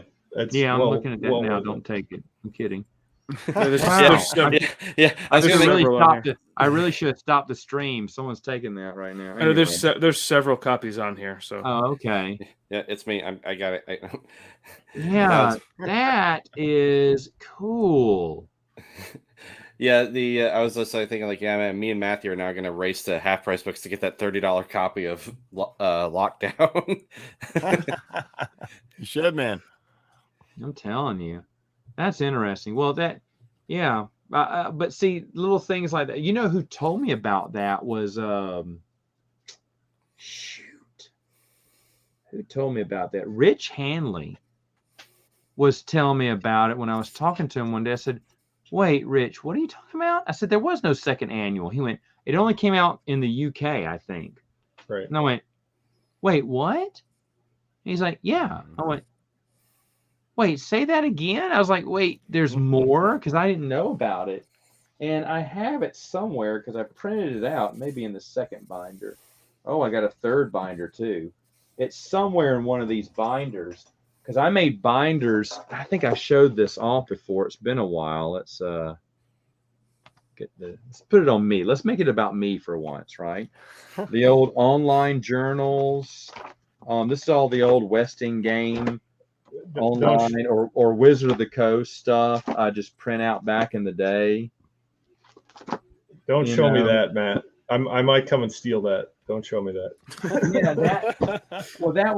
back in the day I just printed out and I on my printer and I just make a copy. And I did all this stuff when it was like, "Do you have a digital copy?" No, I don't have a digital copy. They didn't exist back then. Oh, the My Comic stuff that's on Joe's site. I printed all that stuff out.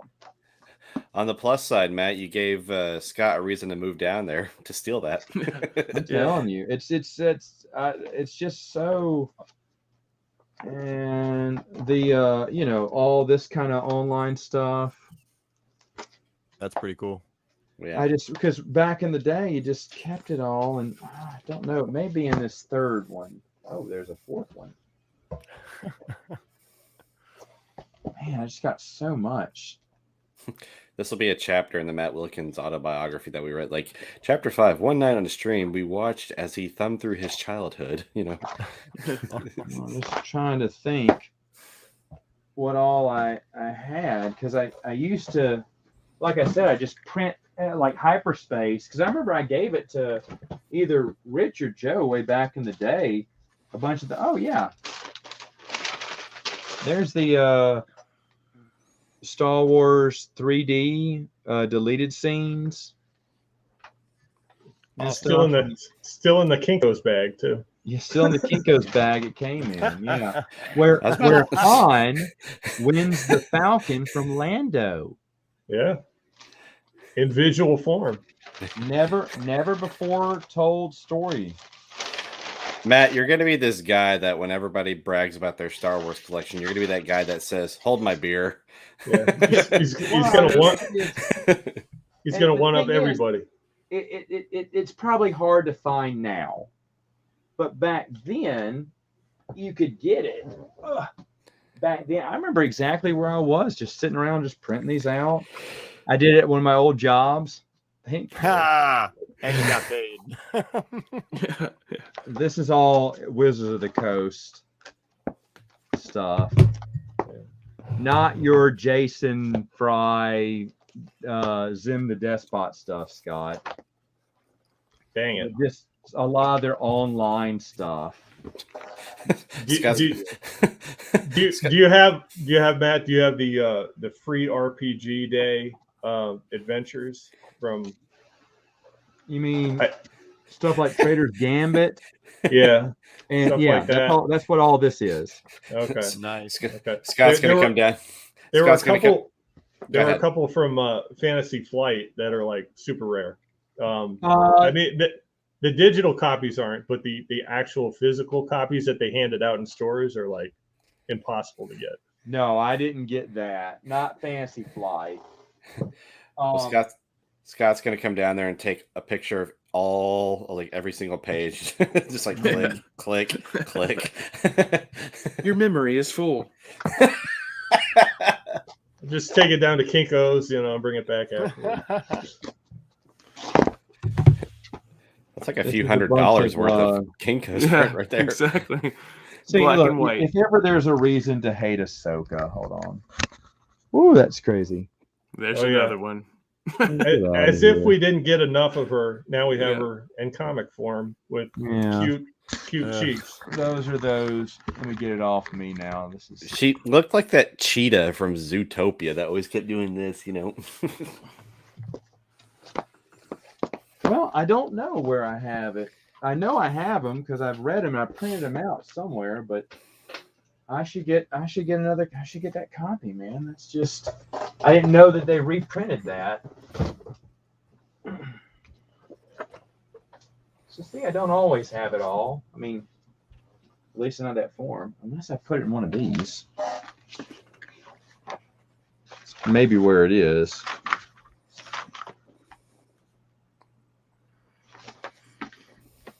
I think you should get it just to have the actual copy rather than a bootleg. Well, you know, I made these little Tales of the Galaxy books just for myself about all the non-printed stuff. Noah did something kind of like that. He got all of the Junior Jedi Knights printed in a custom-made hardcover. It's in here. Right. It's in here. All those stories. All right. Yeah. Noah did a great job.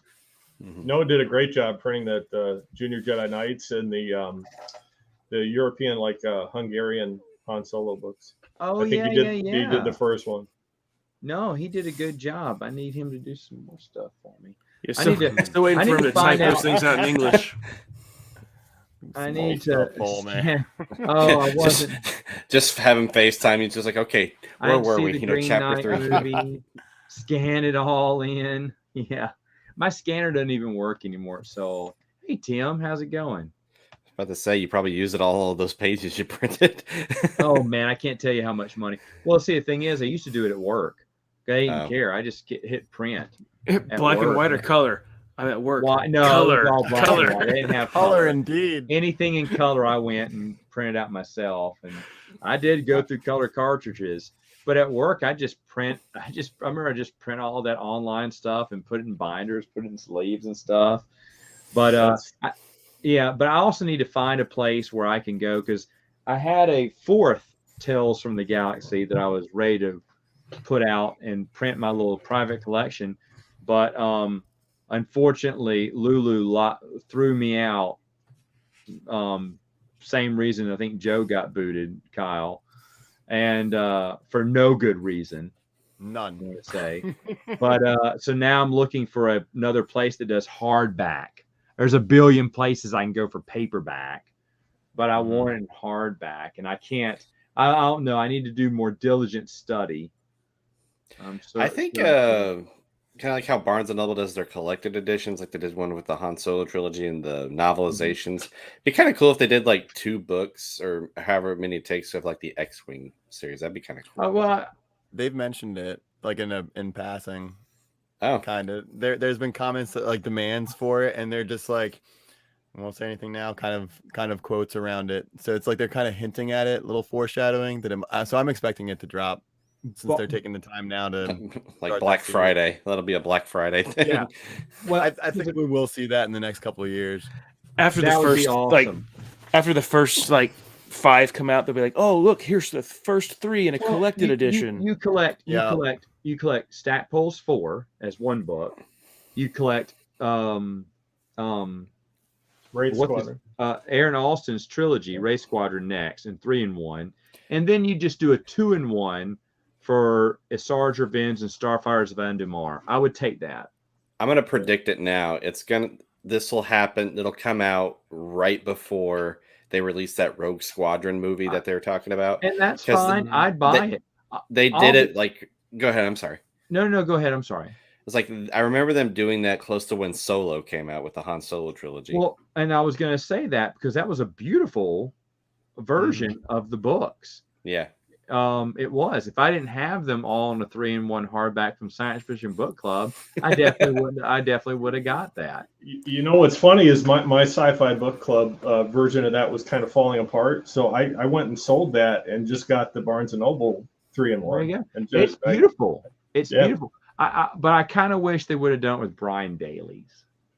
I'm a big Brian Daley fan of his. I mean, they're both solid Han Solo trilogies, but They did a great job. And after knowing that L. Neil Smith wrote the Lando Calrissian trilogy in 9 weeks, Right. Mm-hmm. and coming out with what he did was just really incredible. Really incredible. I'm glad that I was able to find that red copy for Chris, because Yeah. that was like, I actually called a few stores out of state to find it, because I'm just like, I was on a mission. Like, I had to find this book because I only found 1 copy and I should have bought it, but it was in good shape too, and like it was it was worth the reward, because I remember him saying that was like one of his childhood books. I'm just like, oh, I gotta find it now. Just like, I don't know if Tim is asking me this question. Pocket books, Trek books? None. You're talking about the older ones, Tim, I'm assuming? I knew someone, I thought, if that's what you're talking about, I think I knew someone who had them, and I've read a few of those, but none. I don't have any in my collection. Tim has the Babylon 5 books, which those are super expensive, and okay, yes, you were talking about those. Yeah, I don't have any of those, Tim, but you have those Babylon 5 books. I think are just, whew. I mean, I got the Highlander series novels, but that's really cheap though. It don't cost nothing to get that stuff. But yeah, the Firefly novels, some of those are really hard to find though. I mean, if you're talking about like Babylon 5 and other ones. I found the novel is. Go ahead. I'm sorry. No, it's fine. Go ahead. I was looking for it. I finally found the novelization to Serenity. Nice. Oh yeah. Yeah. Speaking of novelizations and like expanded universe stuff, the whole like Friday the 13th and Jason. Did you know that there's a Friday the 13th expanded universe? Like there's several novels outside of the films. What? And they are go into Jason's. Yeah, they're super expensive too. Shut up. When were they written? That's kind of crazy. I wonder why it would be Friday the 13th and not like Freddy Krueger. Well, they have some of those too. Really? Of course they do. Is there a Halloween expanded universe? They have 4 novels for Godzilla, and I now have all of them. And one of them I paid a little too much for. So what? No. Go ahead. But they also have some for spin-off novels for the Universal Studios monsters, like the Wolfman, Dracula. Yeah, I knew that. To Tim's thing, there is an Indiana Jones expanded universe. I read the first 2 books. I was not impressed. I do hear there is continuity among them, but I just didn't get it. I could have for very cheap. I could have gotten everything: books, comics, children's books, everything. I priced it, and it would have cost me about $400 for everything. And I thought about pulling the trigger on it, but after reading those first 2 books, I was like, I'm just not impressed. I wasn't impressed with the first one. I actually have found a few of them for Matthew. Actually, like we found one today. Actually, it was the White Witch one. But like I hear the best one is the Noah's Ark one. Noah's Ark. Oh, what's it called? Genesis Deluge. Yeah. Genesis Illusion. Yeah, I heard that was the best one. They also have what I'm assuming is the equivalent of Death Troopers, a zombie one. Well, that was one of the last ones when they tried to rejuvenate after Crystal Skull came out. Steve Perry wrote that one. Yeah, it was like by Steve Perry. Yeah. Yeah, I remember when that was City of the Dead or something like that. So it's Camp Crystal Lake novels. There's one, book 1. Wow. It's not really. Wow. It says Jason's back and he wants his mommy.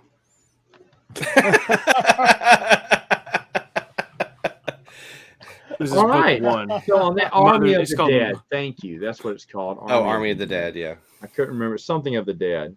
Yeah. All right. And on that, I guess we'll end it.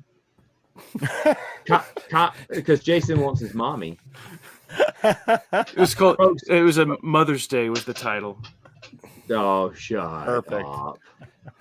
I was Scott interested. doesn't have a channel. Kyle is going to be world famous by next year, and you'll see why later on. And it's not because of his death metal band, though it could be. No, probably not. It could be. But Adam, what have you got coming up? I'm reviewing. Give them your channel name. Oh, my big channel is Bryant VRM. My Star Wars channel is Red 5 Reviews. I'm going to be reviewing both of these zombie Star Wars books next week. And me and Matthew have our novelization podcast, Paper Movies. And Matthew? Yeah. What does the Geek Chat do these days? A little bit of everything, but I did start another channel where it's just Star Wars. And I'm going to shift to not talking about canon over there at all anymore and just do expanded universe stuff. And that is Tuscan Reader. So what? The YouTube channel, Tuscan Reader. Did you announce this? Did I miss this news? I kind of mentioned it a little bit, but I didn't go into much detail. Oh, go ahead. I'm sorry. I was just kind of expanding on some of my previous reviews for the expanded universe that I already did, and I'm going to continue on with more stuff over there. So, yeah, if you don't want anything to do with new canon stuff, who would want it? I'm unsubscribing to Geeks Attic and subscribing. I'm kidding. I forgot. Okay. Someone reminded me. I forgot. There's 3 zombie books. The City of the Dead. I should probably see if I can squeeze this in there. That'd be kind of cool. A 3-day zombie Halloween review weekend. So no, I'm going to be reviewing the Rogue Squadron pretty soon over there, and whenever Adam gets his review posted, I think we're going to have a conversation about it too. So cool. Okay. Yeah. All right. Oh, nice. Yeah. Okay. Cool. Excellent. All right. So there you have it.